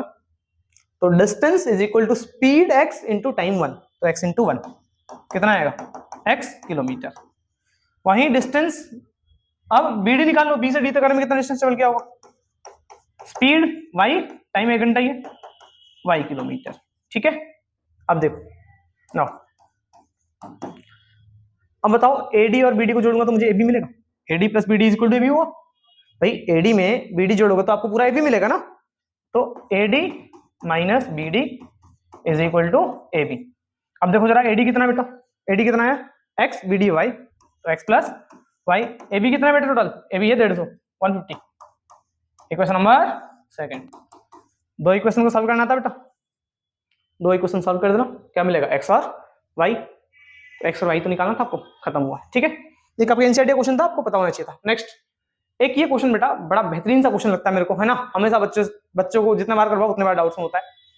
अब मैं ये वीडियो थोड़ा लेंदी बनेगा, इसलिए मैं इसको छोड़ रहा हूँ, मैं सेपरेट वीडियो बनाऊंगा, ठीक है। इसी के ऊपर मैं 5 मिनट का एक वीडियो बना दूंगा, ठीक है, इसी क्वेश्चन के 5-7 मिनट के ऊपर। अब बाकी बनाऊंगा तभी कम से कम 20 कमेंट्स हों कि सर ये करवाओ क्वेश्चन, ठीक है, तभी मैं करवाऊंगा, वरना मैं नहीं करवाऊंगा, आपका है, ठीक है। गूगल करके भी देख सकते हो आप लोग, ऐसा कोई जरूरी नहीं कि मुझे करवाना पड़े। बट अगर आपको वीडियो सोल्यूशन चाहिए तो कमेंट करो, देखते हैं 20+ कमेंट्स आ गए कि इस क्वेश्चन करवाने के लिए, तो मैं श्योर 100% वीडियो डाल दूंगा, ठीक है। आगे बढ़ेंगे, बड़ा अच्छा क्वेश्चन बेटा, कर जरूर लेना आप लोग, है ना। नेक्स्ट हम केस बेस्ड स्टडी की बात कर लेते हैं बेटा, है ना, टाइम पे बड़ा जल्दी बीत रहा है। So next case based study में एक टेस्ट में ट्रू फॉल्स क्वेश्चन है, 1 mark is awarded for every correct answer. हर एक करेक्ट आंसर पे 1 नंबर मिलेगा आपको, और गलत पे 1/4 मार्क्स कट जाएगा, 0.25 मार्क्स कट जाएगा, है ना। अब एक स्टूडेंट क्वेश्चंस का आंसर दे रहा है ना, कुछ तो उसने गैस करके दिया है और कुछ ने क्या कर रखा है बेटा, कुछ गैस करके आंसर दे रहा है और कुछ वो करेक्ट आंसर दे रहा है ना, जो गैस नहीं कर रहा वो करेक्ट ही होगा। तो वही इसने बोल रखा है कि student knew answer to some of the questions, कुछ क्वेश्चंस का आंसर उसको पता है, rest of the questions he attempt by guessing, guess करके बना रहा है क्वेश्चंस। 120 क्वेश्चन उसने टोटल क्या करा, अटेम्प्ट किया, उसको 90 मार्क्स मिले। आपको निकालना है if answer to all the questions he attempt by guessing were correct. अब उसने जो गेस कर रखा था, सारे गेसिंग क्वेश्चंस करेक्ट हो गए, गेस जो करा था सब करेक्ट हो गए, then how many question did he answer correctly, ठीक है। तो कितने क्वेश्चंस वो करेक्टली आंसर कर रहा है। तो पहली बात तो मान लेते हैं उसने क्या करा, x क्वेश्चंस ने गेस करे, x क्वेश्चंस ने गेस करे, और y उसको, ठीक है, उसने अटेम्प्ट करा, जो कि उसका क्या था बेटा, तो यहाँ पे रखा है y मानते हैं ही न्यूज आंसर, है ना, ही नो दी आंसर, जिसमें y क्वेश्चन है उसको आंसर पता है और x उसने गेस कर दिया, तो टोटल क्वेश्चन कितने हुए? जो गेस करा और जो पता है उसको दोनों को जोड़ेंगे तो कितना आएगा? टोटल 120 क्वेश्चन है ना, समझो आराम से। x उसने गेस किया और y उसको पता था, तो भाई उसने कोई छोड़ा तो क्वेश्चन है नहीं, तो जिसको आता था उसने भी किया, प्लस जो गेस किया वो क्वेश्चन भी है, दोनों को मिलाकर टोटल कितने क्वेश्चन है? 120 आ गया। क्वेश्चन में क्या बन गया बेटा? यहाँ पे फर्स्ट बन गया है ना, ऑल्दो भी मैं तीनों पार्ट एक सब करवा दूंगा, बस इक्वेशन डालो बेटा। ठीक है, और उसने बोला है if he answers to all the questions he attempted by guessing were wrong. अच्छा करेक्ट नहीं था, मैंने गलत पढ़ लिया था, सॉरी माफ करें। उसने जितने भी गेस किए सब गलत था भाई, तुम लोगों के साथ ऐसा ना हो जाए एमसीक्यू। ठीक है, विशेष तरीके से ध्यान रखें, बेचारे आजकल बच्चे एमसीक्यू में बड़ा परेशान कर रखा है। तो अब उसने क्या करा बेटा, जितने भी उसने गेस किए तो सारे के सारे गलत हो गए। Then how many question did he answer correctly? अब कितने क्वेश्चंस उसने क्या है करेक्टली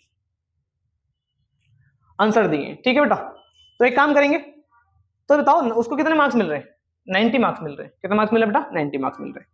अब बताओ टोटल मार्क्स कैसे मिलेगा? तो उसने कितने गेस किए, तो कितने उसको करेक्ट है? वाई करेक्ट है।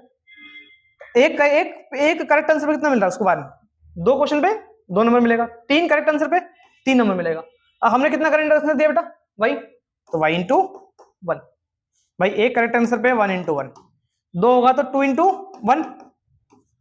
3 करेक्ट आंसर दिया तो एक पे तो उसको एक ही मिल रहा है, 3 पे कितना मिलेगा? 3 इंटू 1। और उसने वाई करेक्ट आंसर दिए तो एक पे तो 1 मिल रहा है ना, तो कितना मिलेगा? वाई। तो उसको वाई मार्क्स तो मिल रहा है क्या? करेक्ट पे।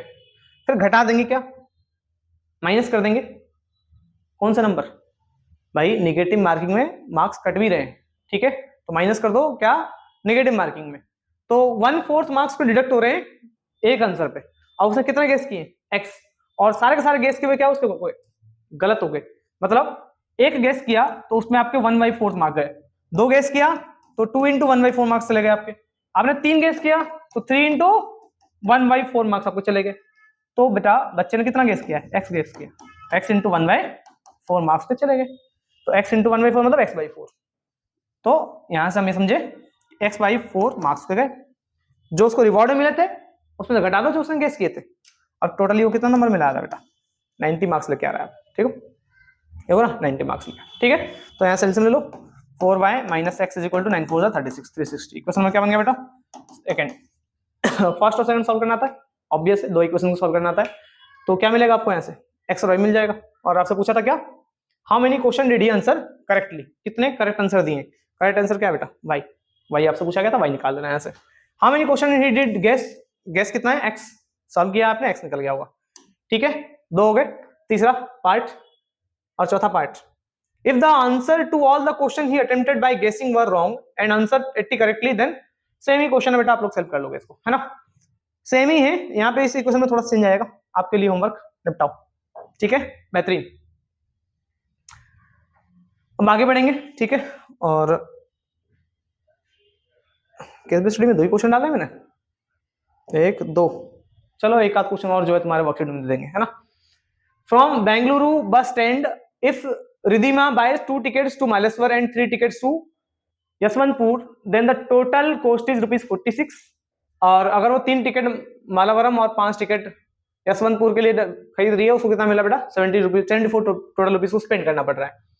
Consider the fares from Bengaluru to मालेवर एंड फ्रॉम बेंगलुरु टू क्या है यशवंतपुर, x और y रुपीज। तो बेटा ध्यान दो जरा, मैं यहाँ लिख लेता हूँ साइड में ना, बेंगलुरु से मालेश्वर का जो है ना, मालेश्वरम जो भी है, तो इसमें x रुपीज लग रहा है उसको, ठीक है ना?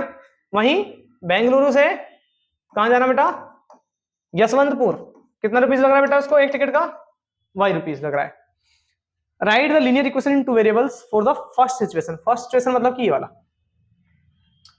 2 टिकट और 3 टिकट खरीद रहा है जो। 2 टिकट कितने? 2 टिकट कहां से कहां बेटा?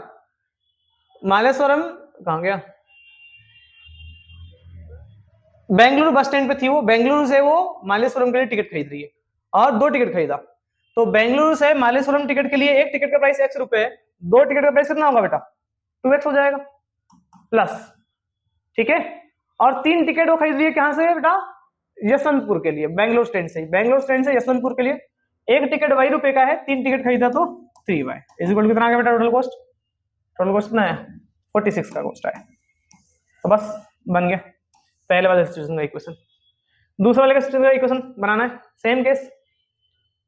If she buy 3 ticket to Malleshwaram, 3 ticket खरीद रहे मालेश्वरम के लिए, एक टिकट x रुपए का है, 3 टिकट 3x है ना, एंड 5 टिकट्स यशवंतपुर के लिए, 5 टिकट्स यशवंतपुर के लिए, एक टिकट y रुपए का है, 5 टिकट्स 5y रुपए का हो जाएंगे बेटा। टोटल कितना आया खर्चा 74। बन गया दूसरे का भी इक्वेशन।